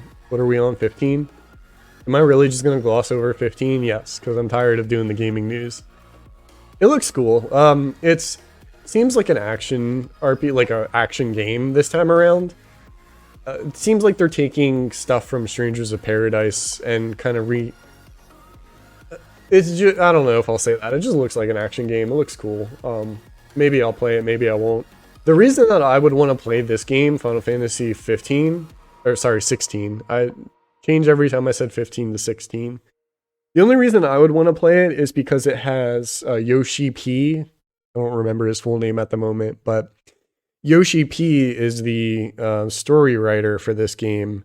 And I've heard really good things about Final Fantasy 14's story, but I don't want to play an MMO. And I can't I can't focus in an MMO story. So maybe I'll play it for the story. We'll see as more gets revealed. That's where I'll call it for here. That's been the gaming news. So, as always, if you have anything that you want to add to the gaming news, there's a Discord link below. And if you join it, post it in here. I'll go over it when I stream. So the only other thing that I want to do today is, this has been a test stream to make sure that everything is running fine during my first stream in the new house. So I want to make sure that the bandwidth is good. If you've heard of Romancing Saga, the remake of the first game is getting another remake. Okay, that's a sentence. So, would you rather watch some Multiverses or some Fall Guys? Because those are the two options that I have. We'll play either of those games for, half hour to an hour and make sure that my connection is good while I'm streaming, while I'm playing an online game.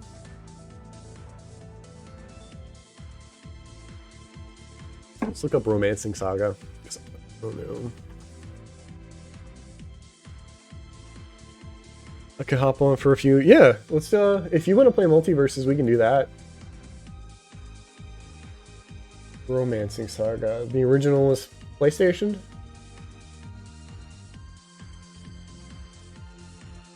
Super Famicom. No, it's older than that. Okay. So then it got remade twice, it looks like. PS2 remake.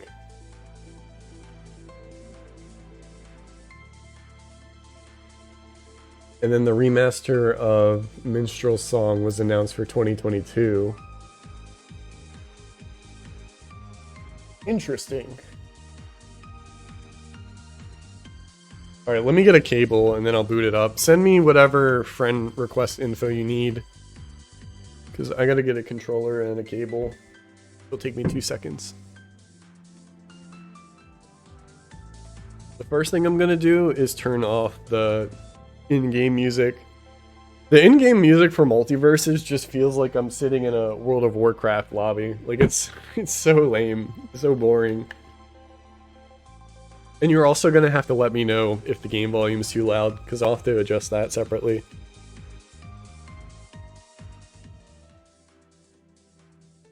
Yeah, so today was mostly meant to be a test stream, so it'll still be a little while before I get to a consistent streaming schedule. I still want it to remain the same, where I stream Friday and Saturday mornings. But give me maybe another month, and then I'll try to get to a consistent schedule. And then we'll return with Pokemon Coliseum, because I want to finish playing through that. And then we'll move on, maybe to... I still want to do Bug Snacks. So who knows, maybe that's next. Alright, so who do you main in Multiverses? Because I haven't been able to try all of the characters, but I really like Wonder Woman. And I'm not sure who I'm going to buy next to try out. I bought Arya, but I instantly regretted my decision because it's an expert character. Swapping between Buzz and Taz. I've seen Taz looks kind of fun. I don't like the mage type characters like Buzz. Or, like, Bugs.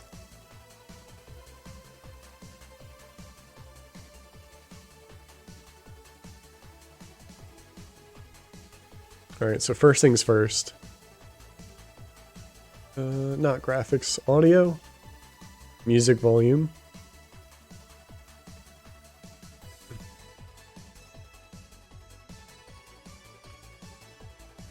Alright, let me go in the lab. I just want to make sure that the volume is not... Like, right now I don't hear anything from the game, but I think that's just because the menu's quiet. And then I also should make sure I know how to play the game again. Okay, so it's super quiet. This game feels so weird. Let me see. Gotta remember. Wonder Woman feels like Smash Bayonetta to me, just with like heavier hitting moves. Alright. Settings, interface, audio. Enter master to 10. See if that fixes it.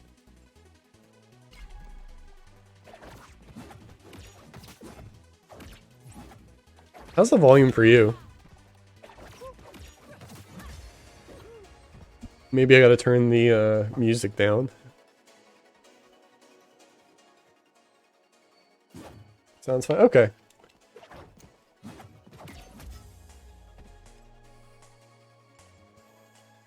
Alright, let's return home. Alright, what do you need from me? Oh, you found me. That was easy. Party invite. I haven't played much of this game, so bear with me.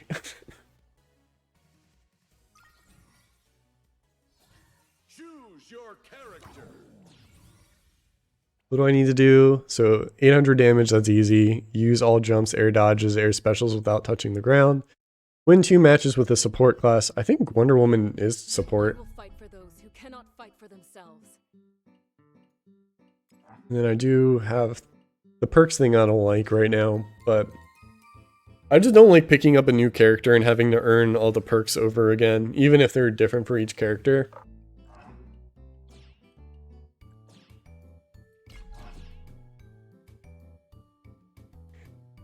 You can do dailies, seasonals against bots too.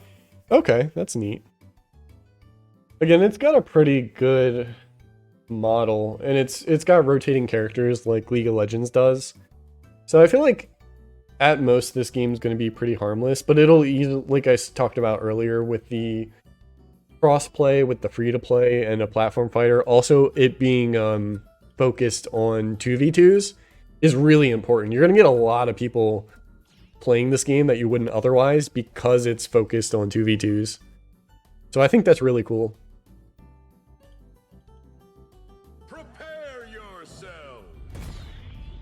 I gotta remember how to play in the middle of this match, so I gotta remember what my specials are.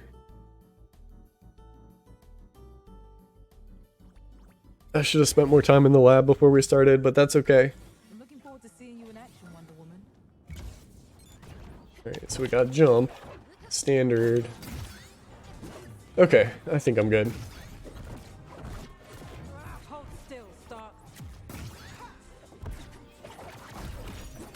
Some of these stages are so weird. Okay, well, that's good for us. It's also nice that there's no friendly fire. You fight well. I started to get the hang of Wonder Woman. Alright, this person knows what they're doing. I need to pump the brakes. Jake's good. Need to remember that move for the future. I don't want to hurt you. I'll make it quick. And the worst part is Jake, from what I've seen, is like Jigglypuff and Kirby together. Like it's a rough character. Ooh, that's not it. Sorry, I'm letting you down. Not bad. Until you trained for this. I'm not even hitting anybody, dude. Ugh. Put the sword down.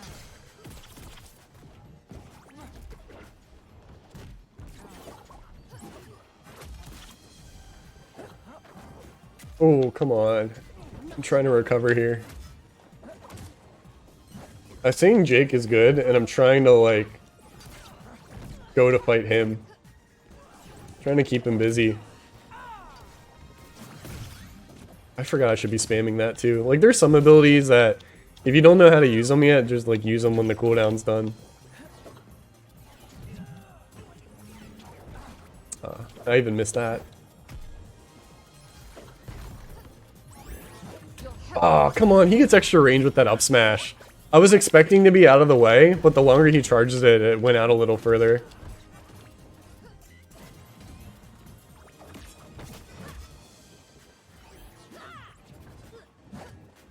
Let's see. Ooh, oh, I got you. I didn't know I could get teammates with that. My bad. Alright, that's all. We just need to get Arya and then we're good. Got her. I'm surprised that killed. Oh no, it's not. Okay, now it's match point. 5 to 7. You fight well. It's also, like, they really made the abilities in this game complicated. Like, you can play the game without having to read them, which is fine. But, like, everybody's got passives, everybody's got their own unique properties. Like, it's a lot. Alright, sorry, Big B, I'm just warming up.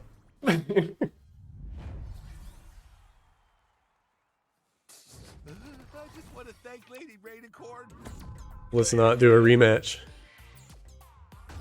I want to find somebody who's worse at the game.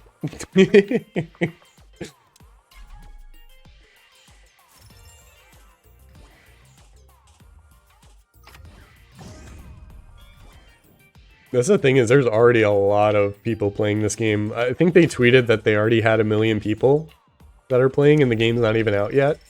They've been doing a lot of promotion for this game, which I'm surprised at, only because other people don't.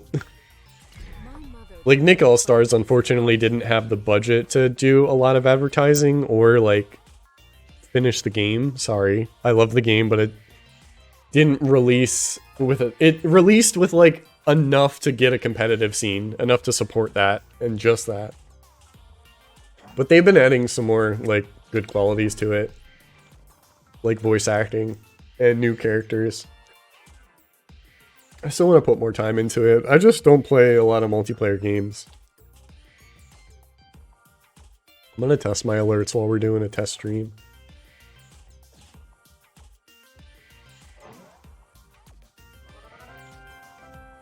There, it works. Still works.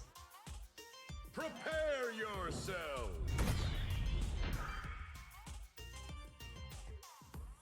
Also rollback. I didn't mention rollback. That's another thing that's going to sell this game.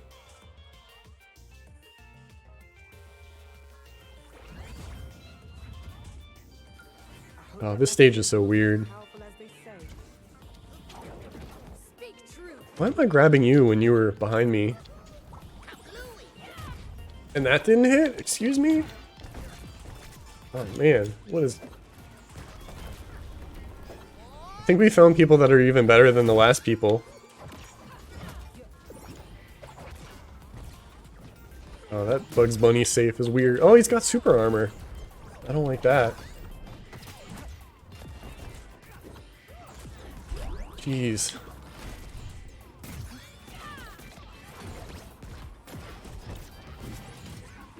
We're just bouncing off the ceiling and the floors. And they barely got hit.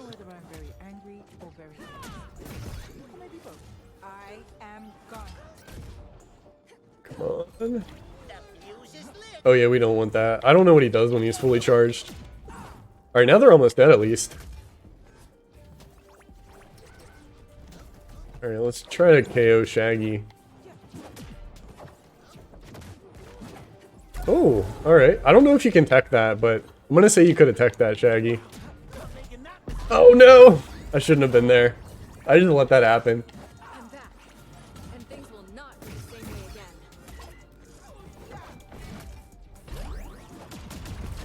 Wait, did I hit that safe? I hope I hit that safe back. Oh, oh, I'm coming. I'm helping, I'm helping. I keep turning around the wrong way for that. Dodge this if you can. Okay, that didn't work. I try to use the lasso as much as I can.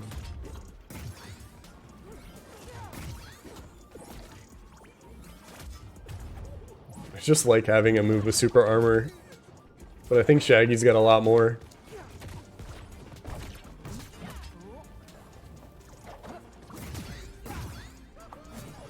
Alright, alright. Oh, man. Alright, Shaggy's almost dead. I gotta get you. I gotta help my teammate. Oh, nice! Good job. Good job. That was all you. You got so many KOs back to back.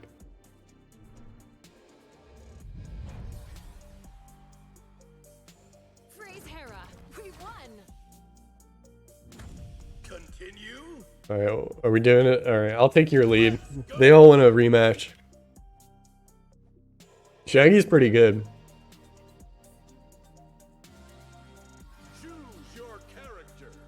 I played a little bit of Superman. He was kind of fun, but kind of awkward. No interest in playing Rain Dog. Finn was interesting. I want to try Arya, but like, not now. Wonder Woman's too easy, and I like that.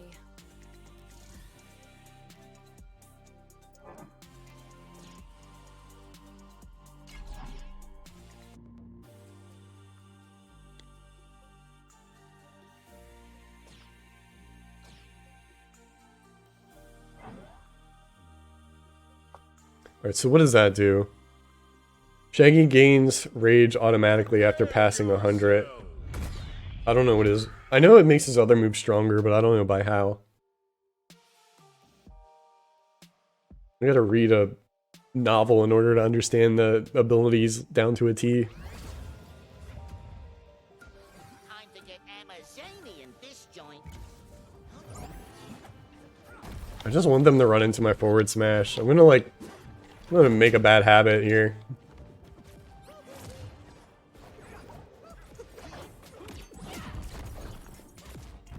I feel like it's like when they're recovering I can get away with it, but I should be going off stage. She doesn't hit very hard.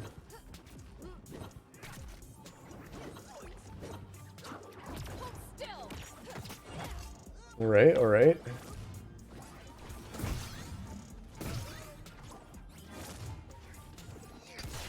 Oh, I got hit by the tail end of that move. Alright, Arya. Well, they're both at 90. Oh, not far enough. Good job, good job. This time.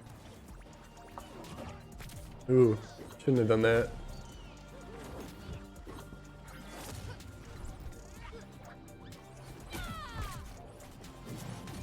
Jeez, I came pulling to you while you got knocked off.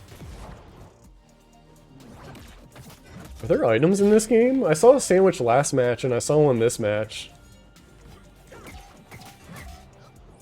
Yeah, I should stop hitting them with the same attack over and over. Behind me. Is it almost recharged? I don't know how I feel about the recharging abilities yet. Alright, Shaggy's gotta go. Like the wind. Alright, nice, nice. Gonna try to edge guard. Oh no, I'm just gonna die. Stronger than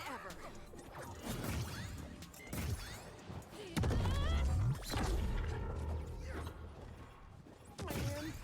I gotta learn to dodge roll also. I'll take a whack at it.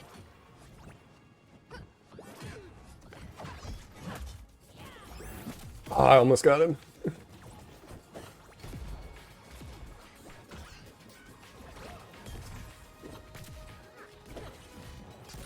2v2s are so chaotic. I'm trying to come to your rescue. Don't be such a sour face. Match point.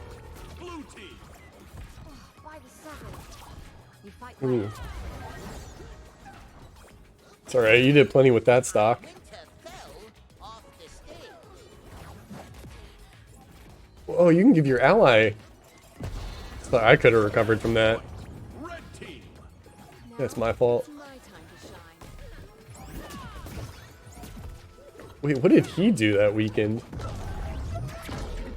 Alright, I can tell you're already better at this than me. Water dancing. You're carrying at this point. Was this match more than you bargained for? Ooh, I'll give you toast. You can just toast your friends.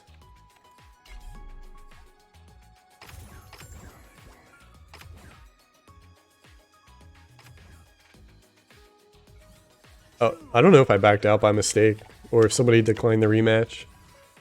Do not mistake a desire to avoid violence with an inability to deal with it. Yeah, why would you not just always toast your friends? I guess it's because you have limited amount. Best of 3. Okay. Alright then, we did it. We beat them twice. I didn't know that best of 3 for, because it's weird that they let you not do it if you don't feel like it.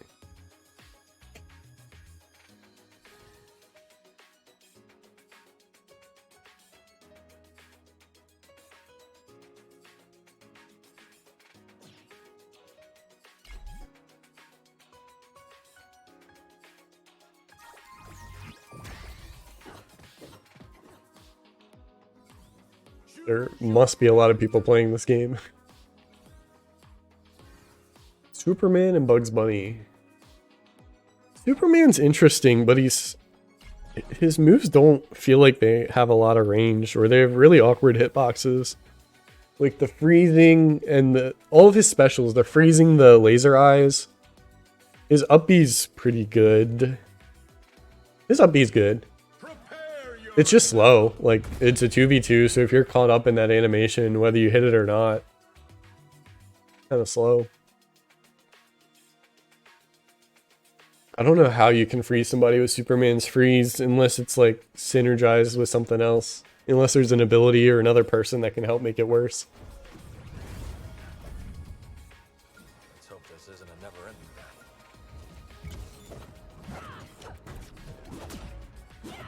battle. Ooh. Also, you can tell when there's a bad Superman. I feel like he's that kind of character. Oh, he has armor when he does that on the ground.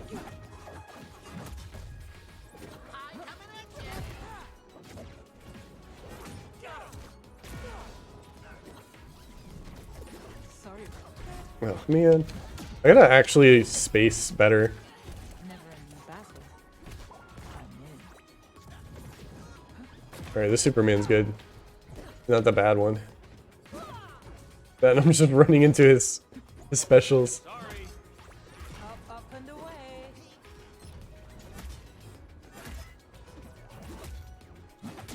Nice, nice. Getting some action. The lasso compels you. I want to hit the opponent, but it's prioritizing grabbing you. And I don't know why. Don't make me do this. I thought that shield would be enough. I'm back, and things will not go the same way again.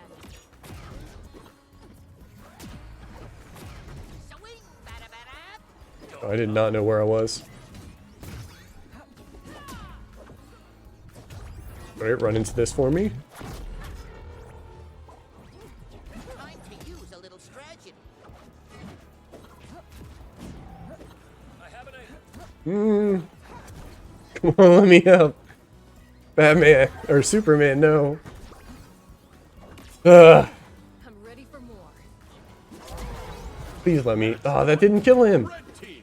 And then I got. I almost died a second time just because I got gimped off the stage. You realize this means war.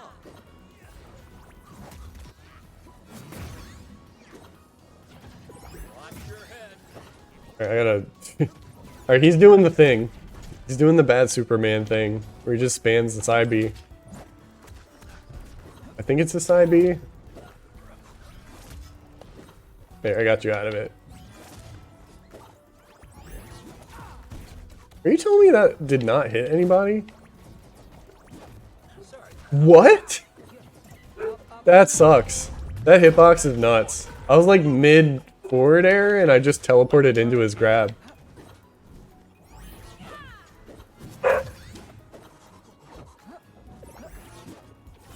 I'm helping, I'm trying to help. Oh.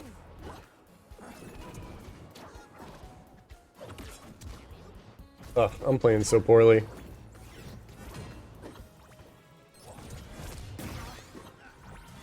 When in doubt, just spam my side B. That's how I know I'm a bad player.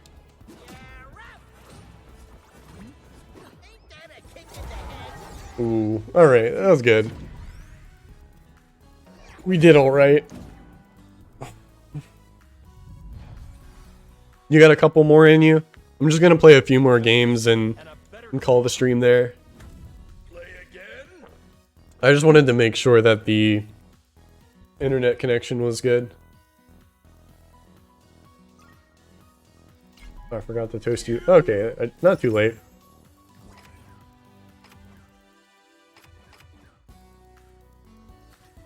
Choose your character.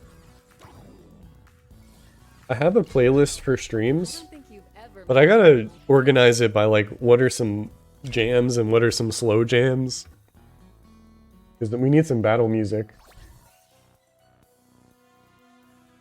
Let me see if I can hand pick one. What am I feeling? Choose your character. Because most of the time I do this stream, it's when we're doing gaming news, but sometimes I need something a little more.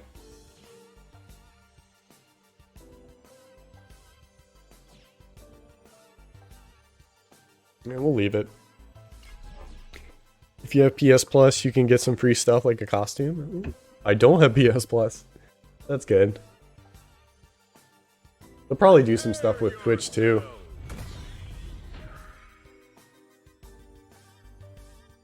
I've already seen, like I said, I've seen a lot of marketing for this game already.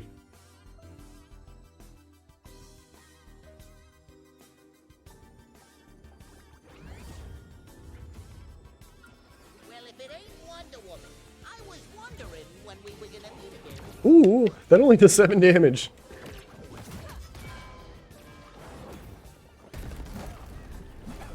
Some of these attacks are so slow. But then, like I said, she goes and does this Bayonetta stuff where you, like, side B and up B twice and air dash into it. So it's, like, good stuff. I don't know, the gravity of this game just feels super weird. And sometimes I don't get it.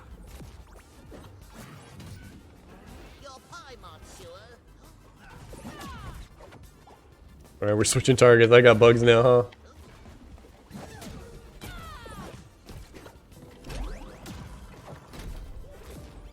Man, some of my moves just don't have good priority. I should have charged while you were getting them in that. Ooh, that was awesome. Actually, I wasn't sure what happened that entire time. I know Shaggy was charging, which I don't really... Alright, I'm just gonna try to stay alive. I trust you. Trust you to do the right thing.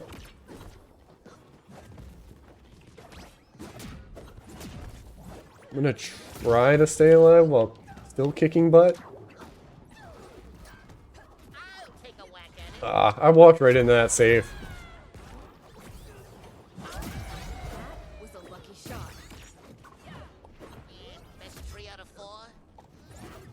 I shouldn't have done that.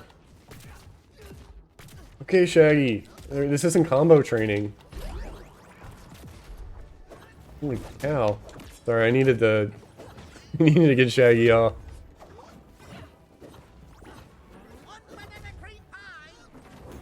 That didn't hit! Oh my god, it's got such small range.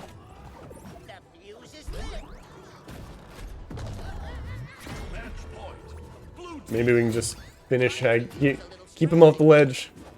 Oh, he's back on. Thought we could keep him off. Alright, keep him off, keep him off. Ooh, I almost got hit with the worst down B. Good job. Alright, let's do one more. We gotta see if they want a rematch. And now there's peace. If just for a moment. Continue. What are you thinking, Bugs?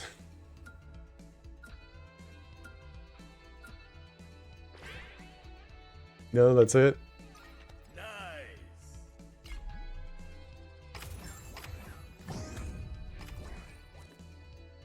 Oh, I got a new ability for Wonder Woman.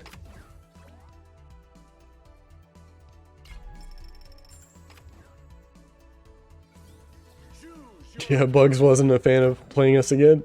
Excuse me. Wonder Woman's lasso will grapple lightning out of the... Will grapple lightning out of the air and pull her to its location? I mean... It doesn't sound as good as the first one. But I'll try it. I guess it'll help with recovery. Don't like that perk too much. Time it wrong, you can get knocked off. Yeah, I'll try it just this once and then I'll change it back. I guess that's what the training mode's for, but we'll do that later. Oh, I can wait in the lab. I can wait in the lab, press it real quick. Let's see. Okay. I don't want to keep that. I feel like she's got enough mobility as it is. I'd rather have the spacing one. Choose your character.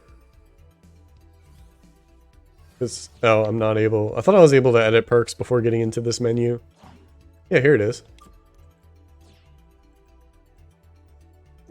Your team receives armor for 1 second after you've neutral dodged a projectile. It's very specific.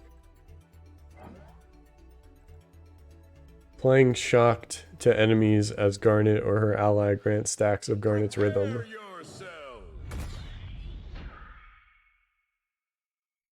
Alright, let's make this last one count.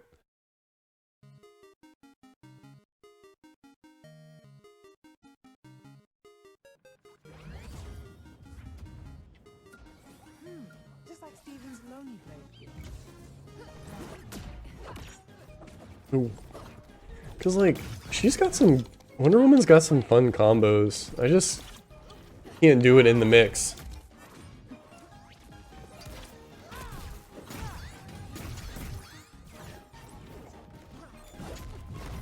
Are you kidding me? She's doing her down smash with the shockwave and I'm still getting hit in the air. Ooh, nice, nice, nice. Oof, that was far.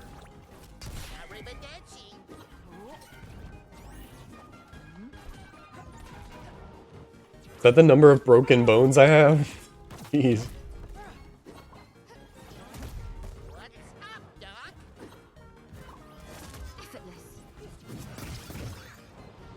Okay, let's see if they'll run it. You know, I should go off stage instead of standing on stage charging smash. I'm better than that. I think just playing a new game has me like dummy brained. Ooh, wrong way. I also hate having cooldowns because like I've been facing the wrong way. Oh man, I thought I lined that up right. Because I'll line a move up the wrong way and then want to use it again because I'm still in like prime positioning. Ah, I'm walking into moves right now. Need to remember that move for the future. Have ourselves a rabbit hater. I guess Garnet's got a lot of super armor too. That's the other thing is like learning super armor is probably going to be common in this game. So like learning when they have it and when they don't is... I'm just going to ignore Garnet. Seems to be doing her own thing.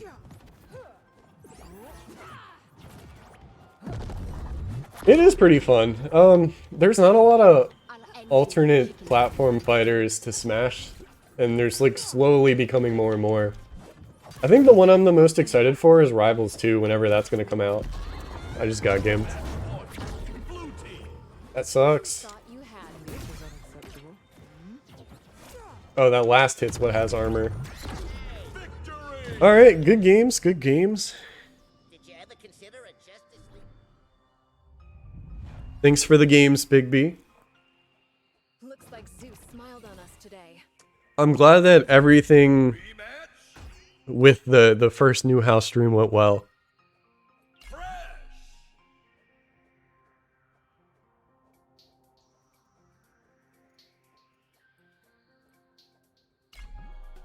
Do I get any more rewards?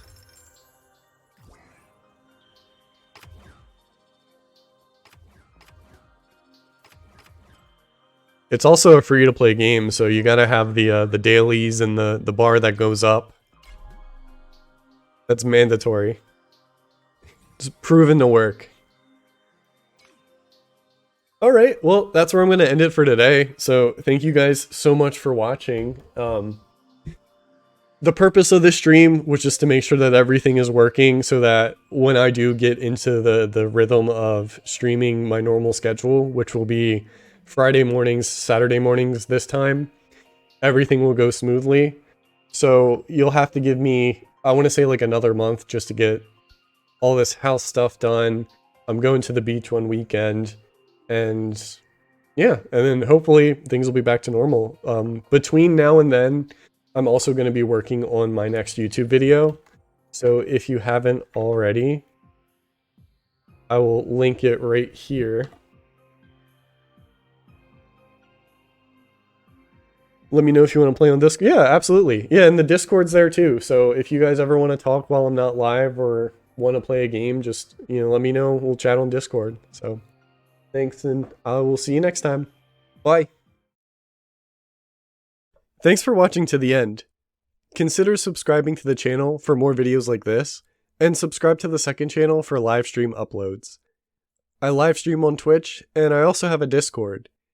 If you really like my content, please consider sending a tip on Ko-fi. All tips go back into my content by purchasing games for future videos or live streams. Links to all of these platforms can be found in the description below.